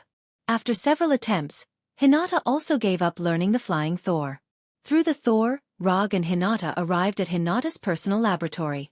Although Rog is the Hokage, in the village, the laboratory with the highest specifications is not his laboratory, but Hinata's. What he owned was the training room with the highest specifications. After arriving at the laboratory, Hinata went straight to the 5-meter-long test bench and put on the white coat hanging on the side. Then, he took out a syringe. Seeing these needles of different sizes, Rog unconsciously swallowed his saliva, and then came to Hinata as if he had accepted his fate. There was nothing wrong with Hinata doing experiments. The only drawback was that it consumed a lot of HP. It was the kind of consumption of blood in the truest sense. When Hinata collected enough blood samples, she checked Rog from top to bottom, from inside to outside. After that, she drove Rog out of the laboratory. The rest is Hinata's battlefield. In this regard, there wasn't much Logue could do to help. Compared with the last time he came, the Summit of the Peaks has changed a lot. In the previous Summit of the Peaks, there were only Bulin and other werewolves, as well as the Wakanda people who have been reduced to slaves. But now the Summit of the Peaks has opened foreign trade. What he didn't expect was that Bulin and others also formed a private security company and began to accept some security tasks. Strictly speaking, Bulin and others still belong to Konoha's establishment and are members of Konoha's armed forces. But since Rog handed over Wakanda to the werewolves, Bulin and others rarely appear in Konoha. Not only Konoha's headquarters, but even Konoha's hidden village on Tatooine doesn't have many werewolves now. Only those werewolves who have been transformed by extremists and belong to the Molten Wolf Pack continue to stay in Konoha's hidden village. He has no opinion on the establishment of a private security company by Bulin and others. Although the werewolves have their own kingdom, it is almost impossible to expect them to develop their kingdom little by little like ordinary people. So if they want to develop the Summit of the Peaks, these werewolves will sooner or later embark on the path of mercenaries. Establishing a private security company is also one of the ways these werewolves can best exert their own advantages. Other countries can increase foreign trade income by selling arms, and werewolves can certainly sell their own forces to obtain foreign trade income. Strictly speaking, there is no essential difference between the two. After arriving at the Summit of the Peaks, Rog didn't go to see Bulin and others, and he didn't even enter the werewolf cities to take a look.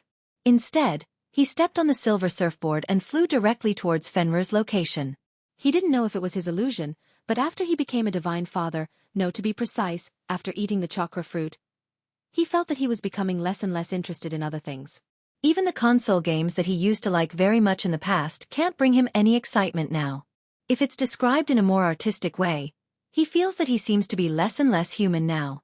He doesn't know if this is the change brought about by the improvement of his life essence after becoming a divine father, or the change brought about by eating the chakra fruit.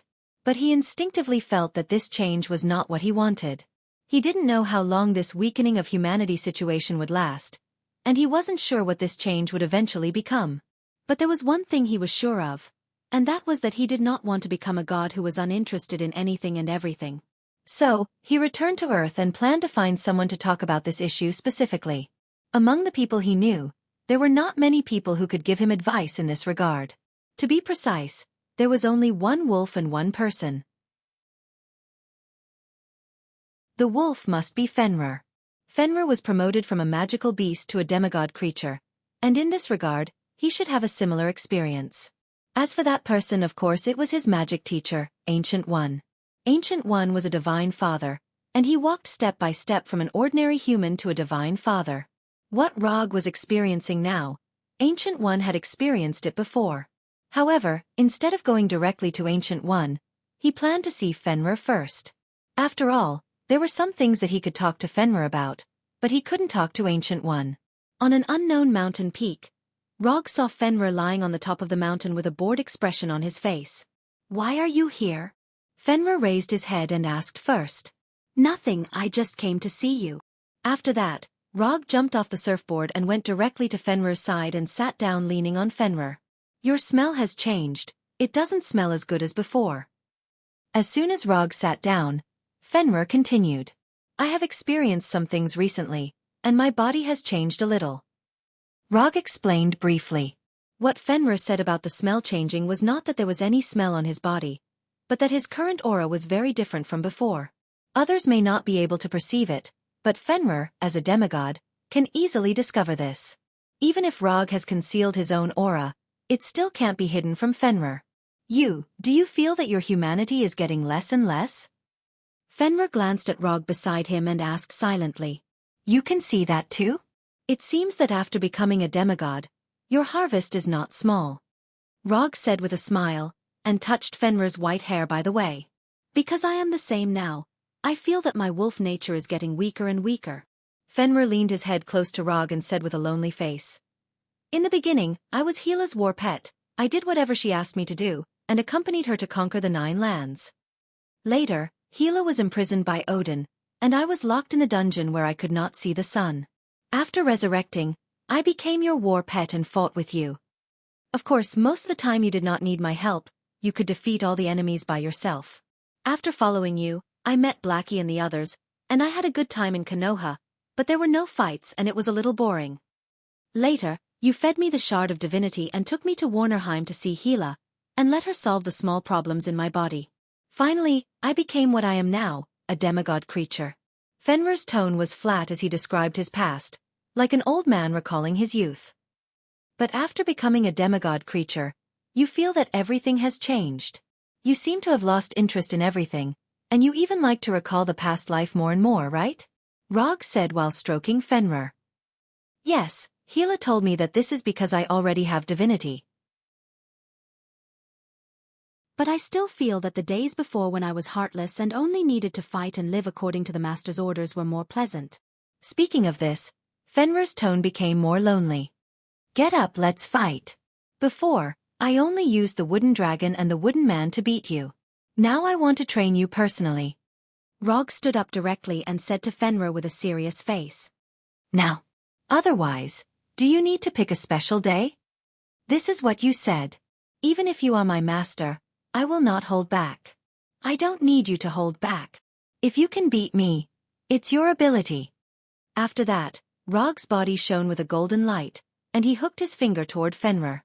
He originally intended to learn some experience from Fenrir, but he did not expect Fenrir to be more confused than himself.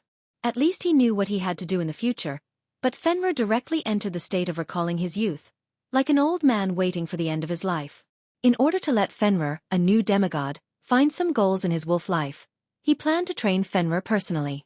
At the same time, he wanted to test how strong he was as a heavenly father. When Rog's body shone with a golden light, Fenrir also stood up and looked at him condescendingly. Then a claw was sent toward him. Heavenly Father Rog versus demigod Fenrir. It officially began.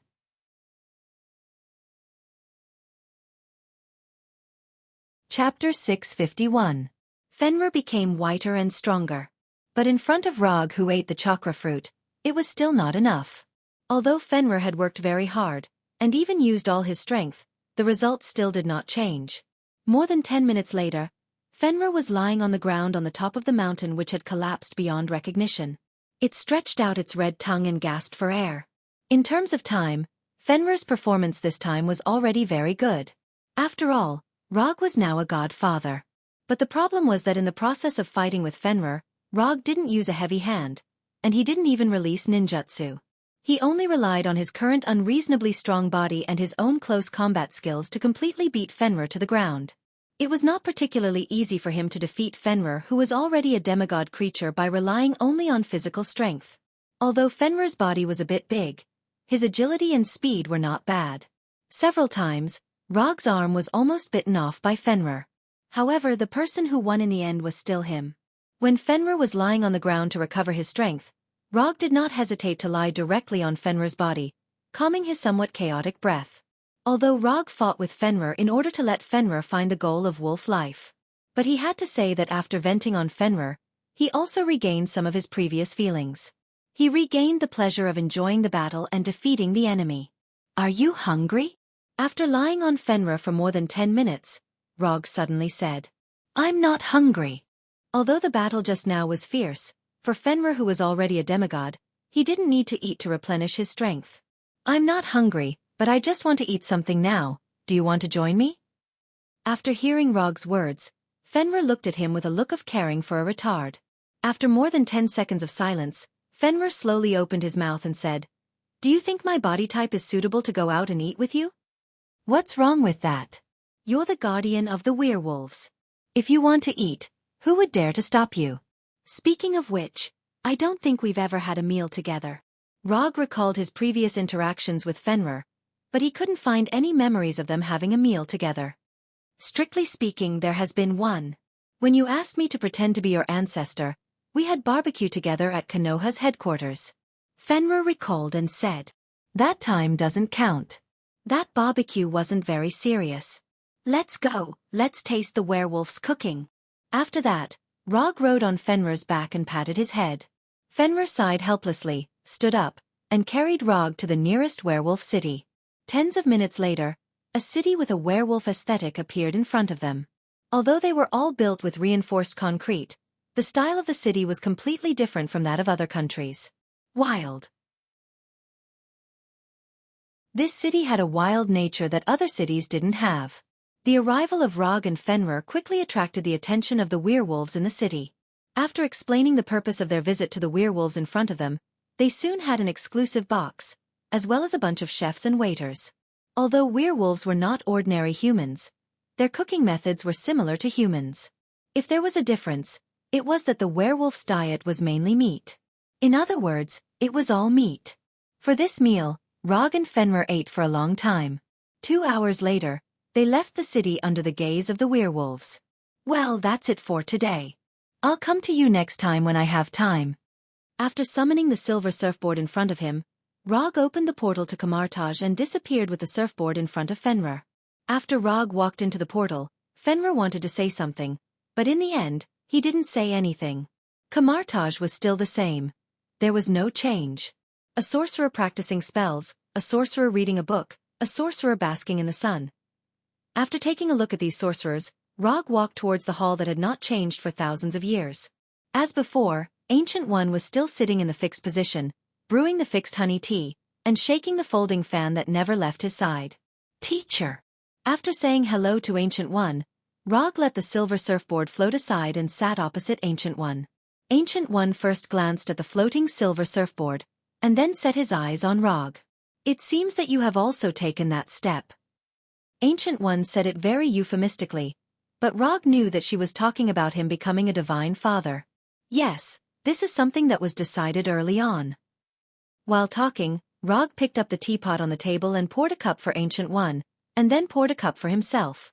"Looking at you, you should have encountered that problem too. Tell me about it. It's easier to talk to smart people, and you don't need to start a topic at all." After taking a sip of the honey tea that had not changed at all, Rog told Ancient One about the change in his mentality after becoming a divine father. After listening to Rog's story, Ancient One did not answer his question directly, but looked at him very seriously. Just when Rog was a little scared by Ancient One finally spoke. "You can only find the answer to this question by yourself. If you can't find it, you can go to the multiverse and have a look."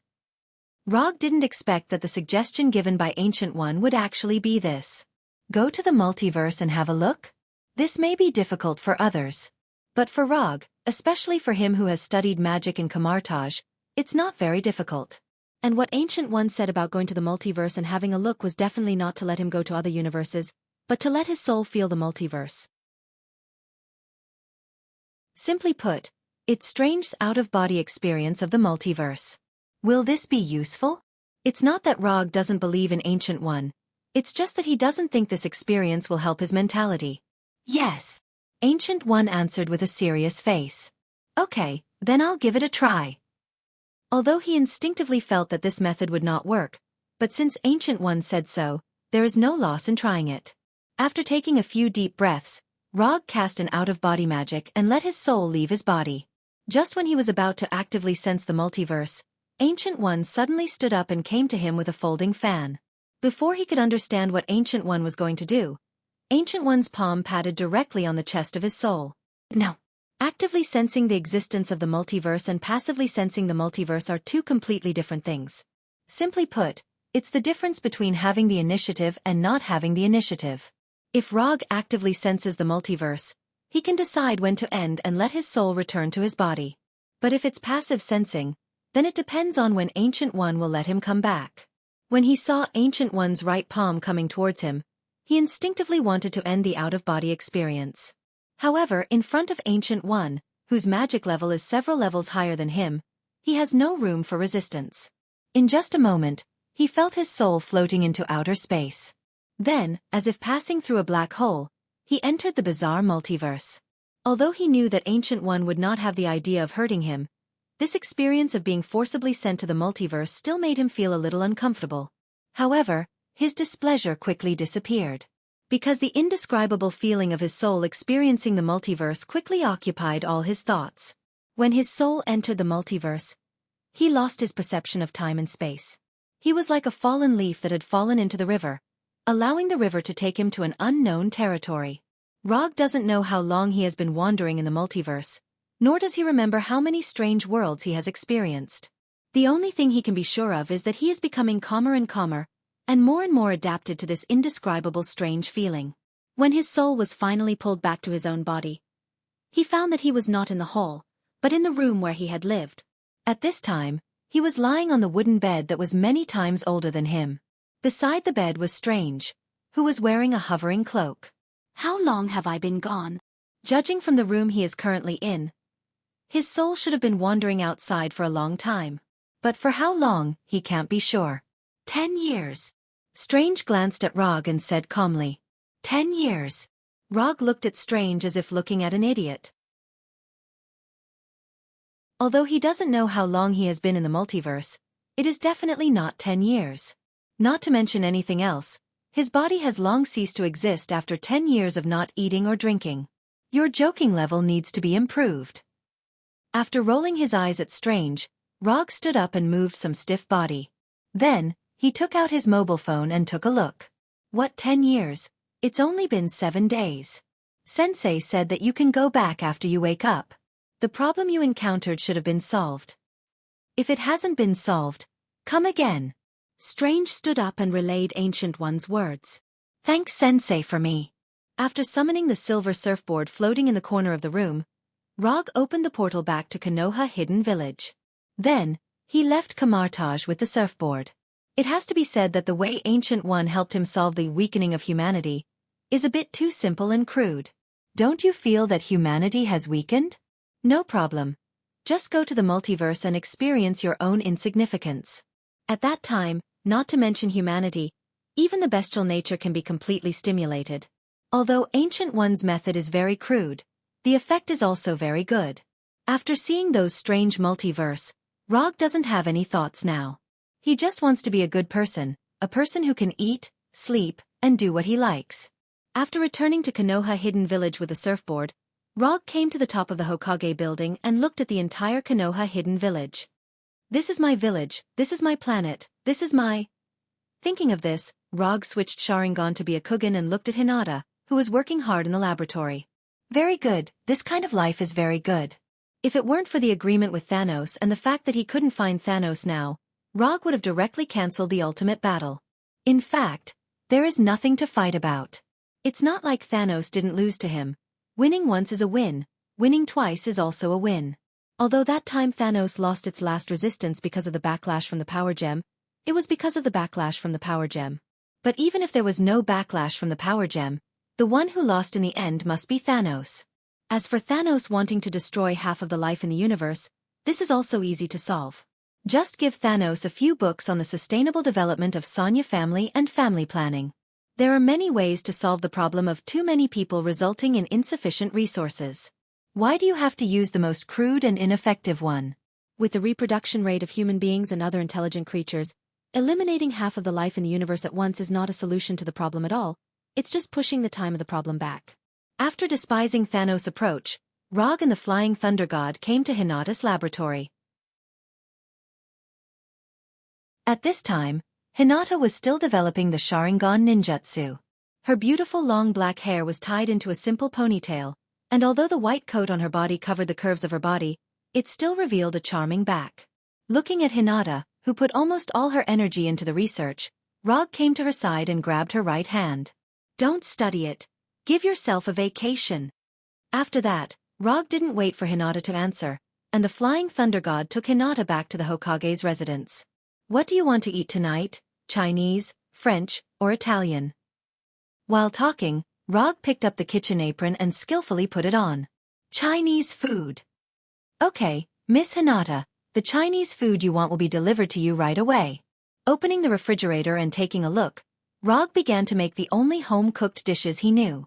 Hinata, on the other hand, sat at the dining table and looked at his back with a gentle face. Early the next morning, Hinata wanted to return to the laboratory to continue the experiment, but before she could get up, she was pulled back to bed by Rog. You're on vacation now, so you don't have to go to the laboratory. After being sent to the multiverse by Ancient One for a week, Rog's mentality changed a lot. Whether it's strength or power, it's not the most important thing. What's important is the person he wants to protect. As for the rest, he doesn't care. Isn't there a decisive battle between you and Thanos? Hinata leaned on Rog's shoulder and asked softly. Don't worry about him, even if it's me now, I can still beat him down. It doesn't matter if I have those ninjutsu or not. If he really becomes stronger than me, then I'll stand him up and let him fight with Ancient One.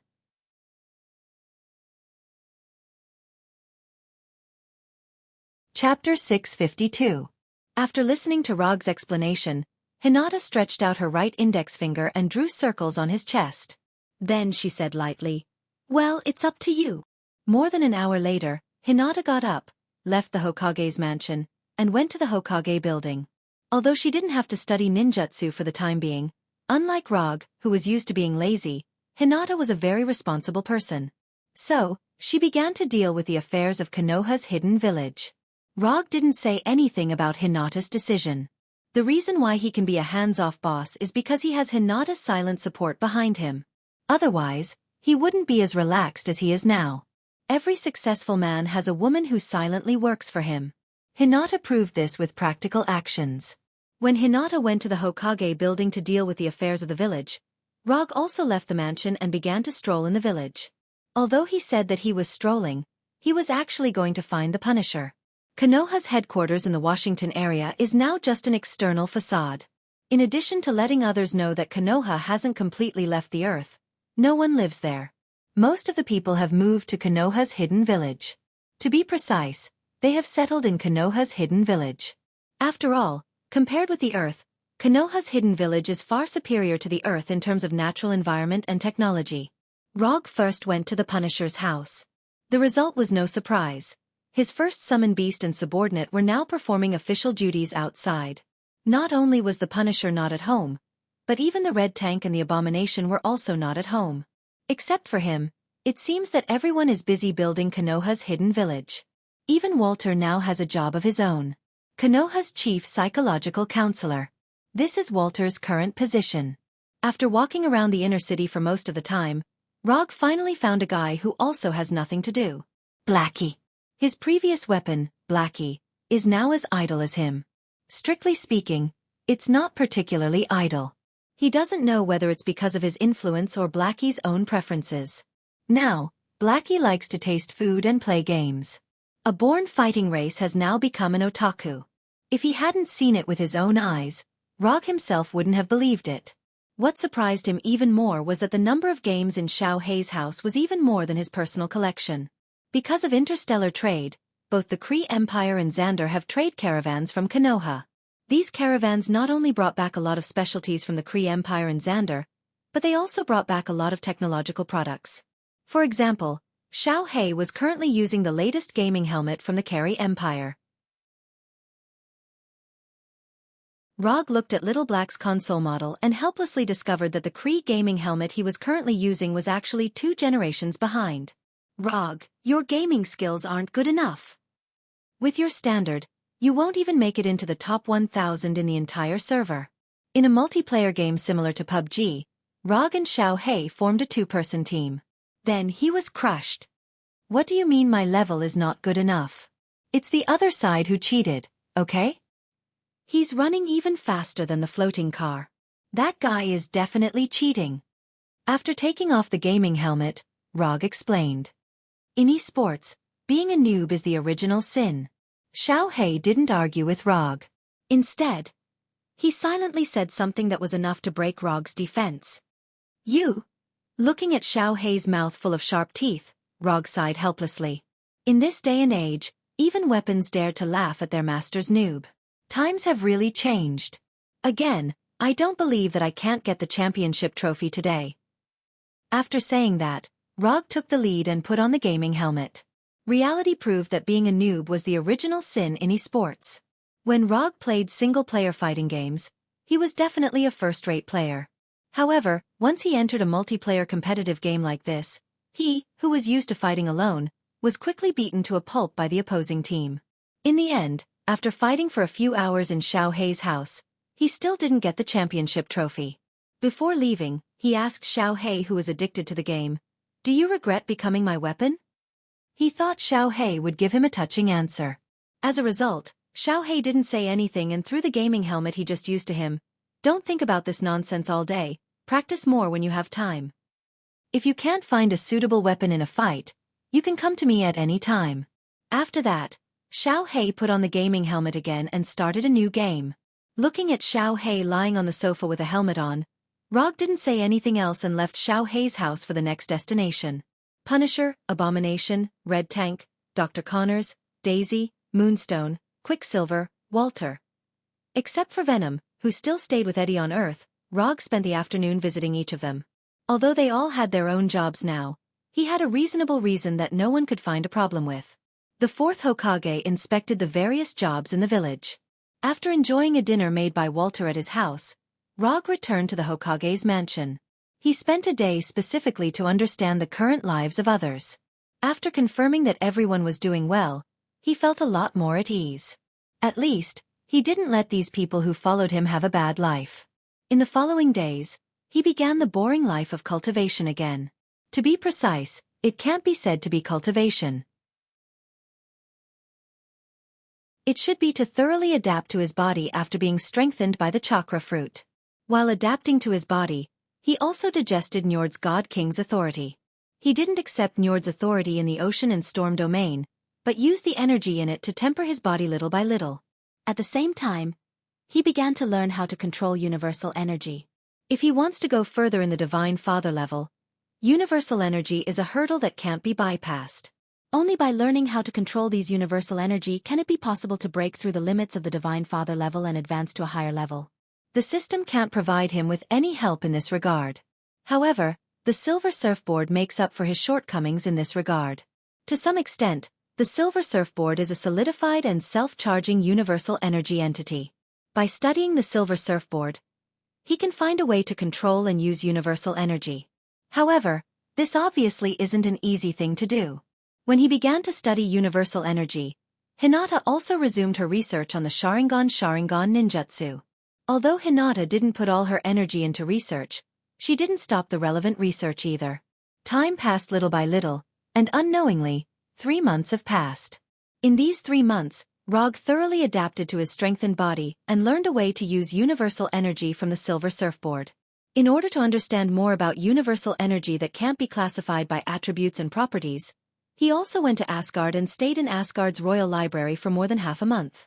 As a long-established universal civilization, Asgard's research on universal energy is not in the minority. It's just that because of tradition and his physique, Asgard didn't study universal energy as a main force. Compared to the energy of the universe, Asgard's research was mostly about the divine power. But even so, Asgard's information has helped Rog a lot.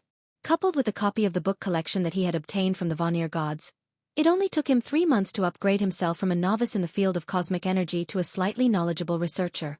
However, research is research, the specific application is obviously not so simple. After 3 months of trial and error, he had only grasped some of the basic methods of using it. For example, relying only on his physical body to survive in outer space, and using universal energy to restore his physical strength and energy, etc. In addition to him, in the past 3 months, Hinata's research has also gained a lot. Although the number is not a lot, Hinata has successfully developed 3 Sharingan ninjutsu: 80 God's Airstrike, Expanding Truth-Seeking Ball, and Killing the Grey Bone. As for Infinite Tsukuyomi, Heaven's Defense, and Yomiuri, she hasn't been able to study them yet, but she has a general idea. It has to be said that Hinata's talent in ninjutsu research and development is really amazing. When she put the complete information of the 80 God's Airstrike, Expanding Truth-Seeking Ball, and Killing Grey Bones in front of Roger once again doubted who was the real transmigrator. Compared with Hinata, he, the real transmigrator, is not an ordinary scum. Although he was a little surprised that Hinata actually developed these 3 ninjutsu, he still happily accepted the information and devoted himself to cultivation. No one will dislike their own strength. This is the same as no one on earth will dislike their own money. Saying that I have no interest in money is just a matter of listening to it. If anyone really believes it, then there is a real problem with their IQ. Rog, who originally planned to give himself a small vacation, began to cultivate again. But this time, he didn't cultivate universal energy or his body, but the 3 ninjutsu that require Sharingan. 1 week later. 4 Konoha's hidden village. This day is no different from the past. But just after noon, Konoha's security team received a very flamboyant invasion signal. In the outer space of Tatooine, a very famous giant spaceship appeared. Behind this giant spaceship, there is a fleet that is enough to start a planetary war. Temple number 2. At this time, the giant spaceship that came to the outer space of Tatooine was the flagship of Thanos' tyrant, Temple number 2. Rog, who was practicing ninjutsu in the training room, received a report from number 2. However, he didn't immediately go to the Hokage's office, but returned to the mansion to take a bath. Then he changed into clean clothes and put on the Haori of the 4th Hokage, and the Flying Thunder God came to the Hokage's office. When he came to the office, the Punishers and others who hold important positions in Konoha were already there, silently waiting for his arrival. Rog glanced at the Punishers, motioned them to sit down, and then said to number 2, "Number 2, tell me the current situation." Temple number 2 is approaching the planet at full speed, and is expected to arrive in 10 minutes. It has been confirmed that it is Thanos Tyrant's Temple number 2, and the fleet behind it is Thanos Tyrant's Vanguard Guard Corps. The other party is maintaining silence and has not responded to any messages. Number 2 quickly reported the current situation, and projected the fleet behind number 2 Temple. Regarding the sudden arrival of Temple number 2, the Punishers and others were not surprised. Although not many people knew about the battle between Rog and Thanos Tyrant on Titan, the battle between him and Thanos Tyrant on planet Haza of the Kari Empire was actively publicized by the Kari Empire. Now, the entire universe was spreading rumors that he was not on good terms with Thanos Tyrant. The content of the rumors mainly focused on 2 aspects. The first was that he stole Thanos Tyrant's power gem. The second was that he stole Thanos Tyrant's daughter, Gamora. Yes, that's right, except for the Punishers, Gila, Supreme Wisdom, and a few other people who knew about it, the entire universe thought that he stole Gamora. In fact, after sending Gamora to Titan's star, he had never seen her again. Not to mention Gamora, he had not even seen the Milky Way awkward dance troupe for a long time. Of course, he didn't specifically explain anything. What other people like to think is their business, and he can't control other people's thoughts. And from the general gossip mentality, people are more willing to believe that he stole Gamora. Even if this thing seems a bit unreasonable, it doesn't affect the spread of this message. What do you think? Looking at Temple number 2 projected by number 2, Rog said to the Punishers and others. Judging from the current situation, it does look like Thanos Tyrant is leading a fleet to attack Konoha. But Rog feels that things are not that simple. Although Thanos Tyrant is not a good person, he is a very trustworthy person. There are still more than 2 months before their agreed date of the decisive battle. Even if Thanos' tyrant really wants to attack Konoha, now is not the time. There is only one situation that will make Thanos' tyrant make this decision. That is, he thinks that Rog is dead. Only in this way will he be able to lead the fleet to attack Konoha before the agreed time is up, and before the battle with Rog is over, the outcome will be decided. The other party is coming with bad intentions. I suggest that we fight Thanos' tyrant's fleet in outer space to avoid damage to the village as much as possible. After more than 10 seconds of silence, the Punishers took the lead and said. His suggestion was approved by Abomination, Red Tank, and others. I don't think the other party is going to attack Konoha. If they really want to attack Konoha, they won't just fly at this speed. This is completely to give Konoha enough time to prepare. Daisy also expressed her opinion. When Daisy expressed her opinion, the office once again fell into a silent atmosphere. The entire army enters Level 1 alert. Wait for my order to set off at any time. I'll go and meet Thanos' tyrant first.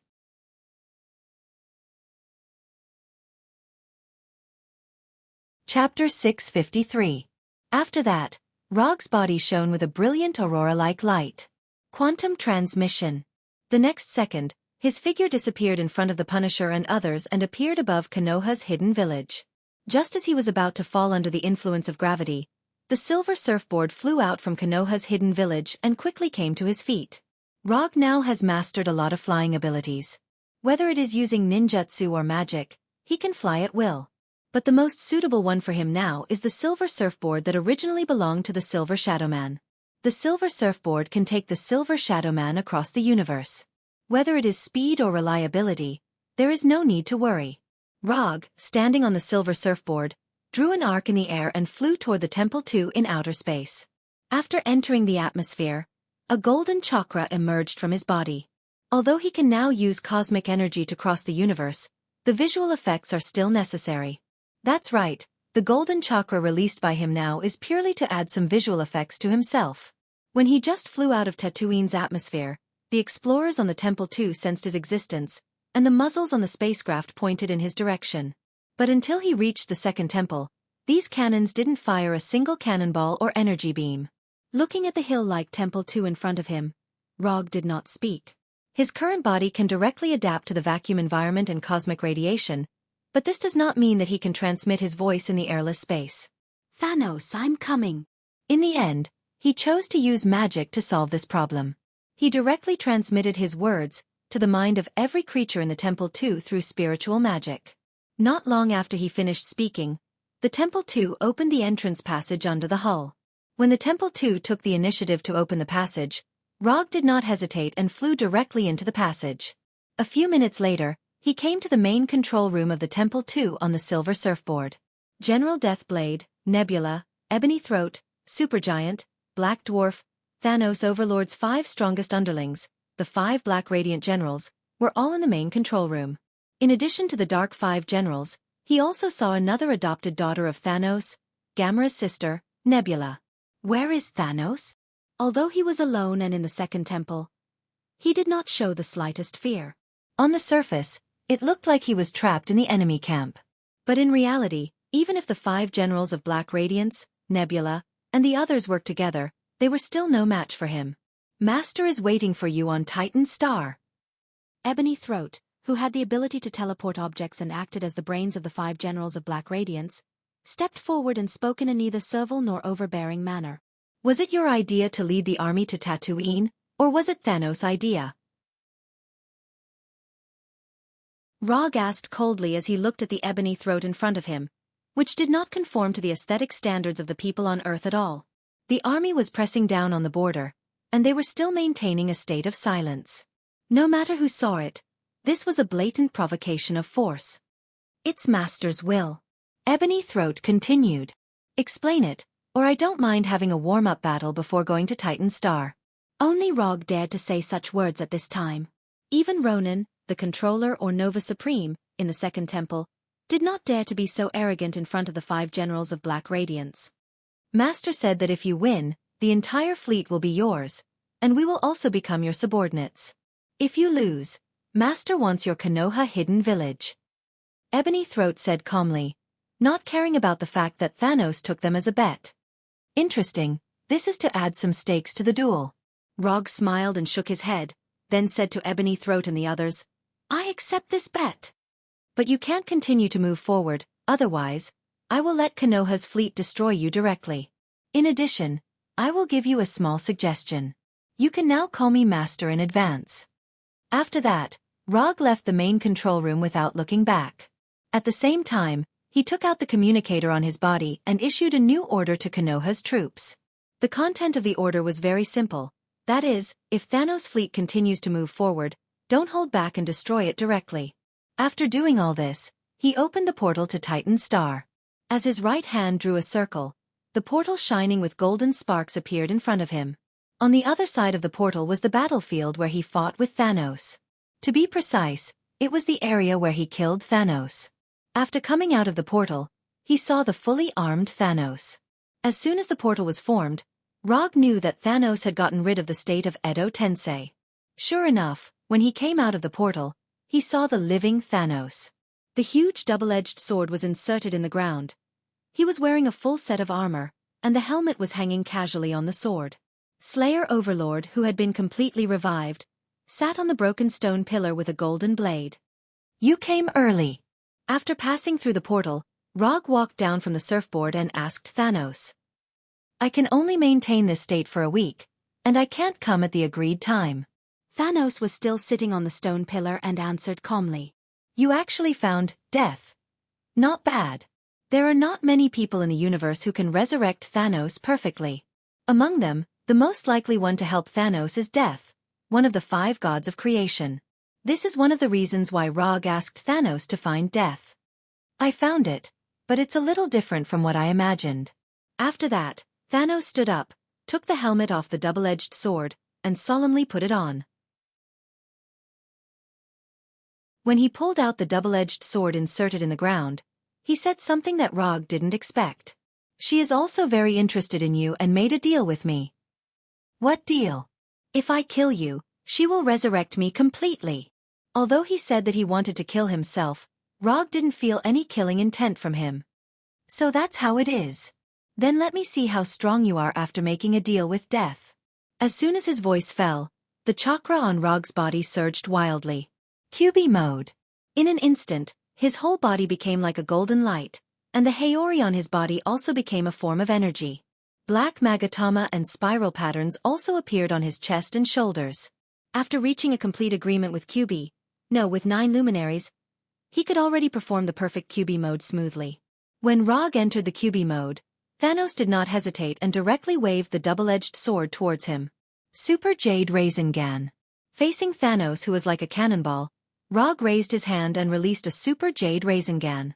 Because chakra has become a golden chakra, the Super Jade Rasengan he used at this time was like a golden sun that hit Thanos. Boom! The double-edged sword and the Super Jade Rasengan collided fiercely. A terrifying explosion rang out. As soon as the blast of the explosion rose, Rog and Thanos launched the second wave of attacks. For others, the power of this explosion may be life-threatening. But for them, this explosion didn't even have the qualifications to make them shake their bodies. Clang, clang, clang. While launching the second wave of attacks, Rog summoned the Kusanagi sword and competed with Thanos by swordsmanship and close combat. Although the double-edged sword was amazing in size, in the hands of Thanos, the double-edged sword seemed to have no weight, and it was flexible as if it violated the laws of physics. However, Rog, who was waving the Kusanagi sword, was not bad either. If Thanos' fighting style was a wild fighting style, then Rog's fighting style was a perfect combination of skills and speed. Although the fighting styles of the two were different. However, relying on their powerful bodies, they fought a dazzling battle. In the process of fighting, Rog found that Thanos' already terrifying body, after experiencing death and resurrection, had a surprising change. The previous Thanos, more or less, had some shortcomings in speed and flexibility. But now, he was a hexagonal warrior with full attributes. The size of his body did not affect his movements and agility. If he didn't eat the chakra fruit, Rog really didn't have much confidence to compete with Thanos in close combat. In close combat, the most important thing was not the fighting technique, but the quality of one's body. If you don't have enough physical fitness, even if you have good skills, you will be knocked down by a punch. With the strengthening of the chakra fruit and the QB mode, Rog's physical fitness was not worse than Thanos, and it was even stronger. However, Thanos was not an easy person to deal with. Although he didn't expect Rog's physical fitness to be improved to this point, he keenly discovered that Rog had taken a critical step and reached the Heavenly Father level. After being aware of this, Thanos no longer held back. He waved his double-edged sword and shouted, "Boom!" Under Thanos' powerful slash, Rog was forced to take a few steps back. Then he found that Thanos was different. Heavenly Father level.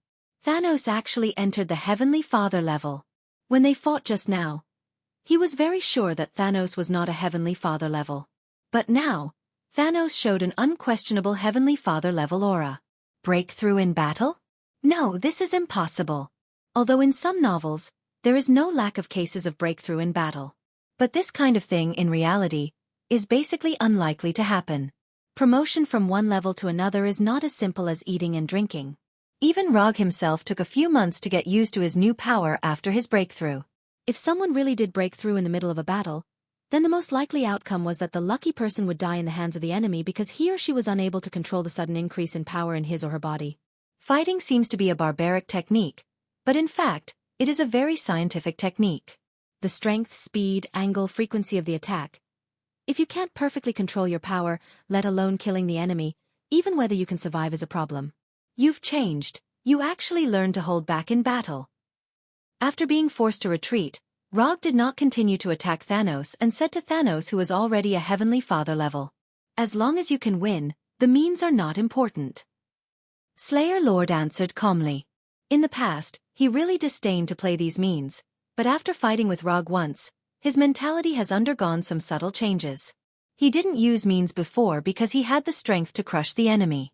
But now it's different. Rog is not an existence that can be crushed by him. Under such circumstances, it's not incomprehensible for him to use some tactics of pretending to be a pig to eat a tiger. Since you've already shown your trump card, then I'll show mine too. After saying that, Rog inserted the Kusanagi sword in his hand into the ground obliquely, and put on a bare-handed fighting posture. 80 Gods Air Strike. Shaking the sky with a mortal Tao, attacking and defending in one, a merciless fist. Under the gaze of Thanos, a golden chakra appeared in Rog's palm.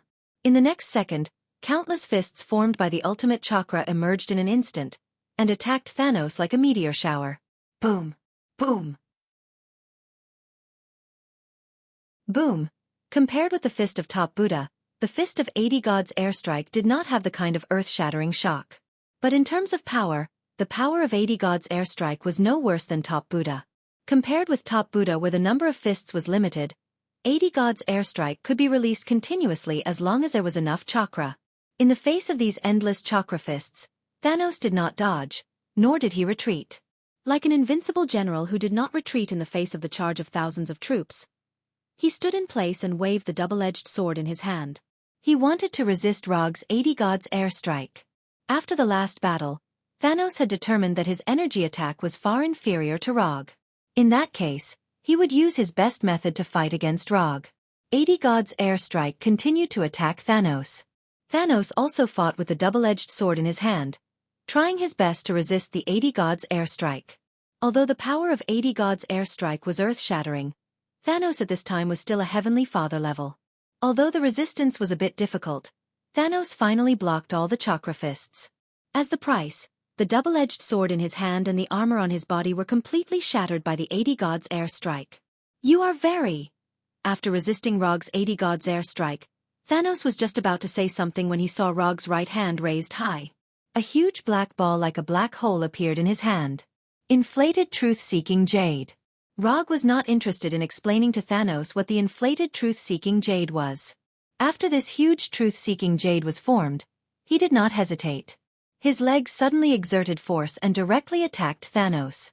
It could obliterate all properties, turn the world into nothingness, and it was also the starting point of a new space. The inflated truth-seeking jade could devour all types of energy and hide the power to turn the world into nothingness. In terms of power, the inflated truth-seeking jade was his strongest single-target attack skill. Even the Bijadama launched by the complete tailed beast form could not be compared with the inflated truth-seeking jade. Rog did not intend to let the decisive battle become a protracted battle. From the moment he entered the nine-tailed mode, he was ready to end the battle quickly. And this inflated truth-seeking jade was the final killing move he prepared for this battle. Looking at the inflated truth-seeking jade getting closer and closer to him, Thanos still had no intention of retreating. Since he started fighting, he had never taken a step back. Not in the past, and not now either. When the inflated truth-seeking jade came in front of him, Thanos clenched his right fist and threw the strongest punch in his life. Boom!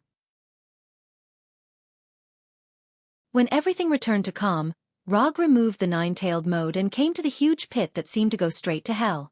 He won, and there was no suspense. Although Thanos threw the strongest punch at the last moment, in front of the inflated truth-seeking jade, the outcome would not change. After standing in front of this huge pit and staring at it for a few minutes, he opened the portal back to Konoha's hidden village. Although Thanos died under the inflated truth-seeking jade, he didn't know why, but he always had a hunch that he would see this guy with the title of Crazy Titan in the future. Forget it. Don't think about it. Let's talk about the future later.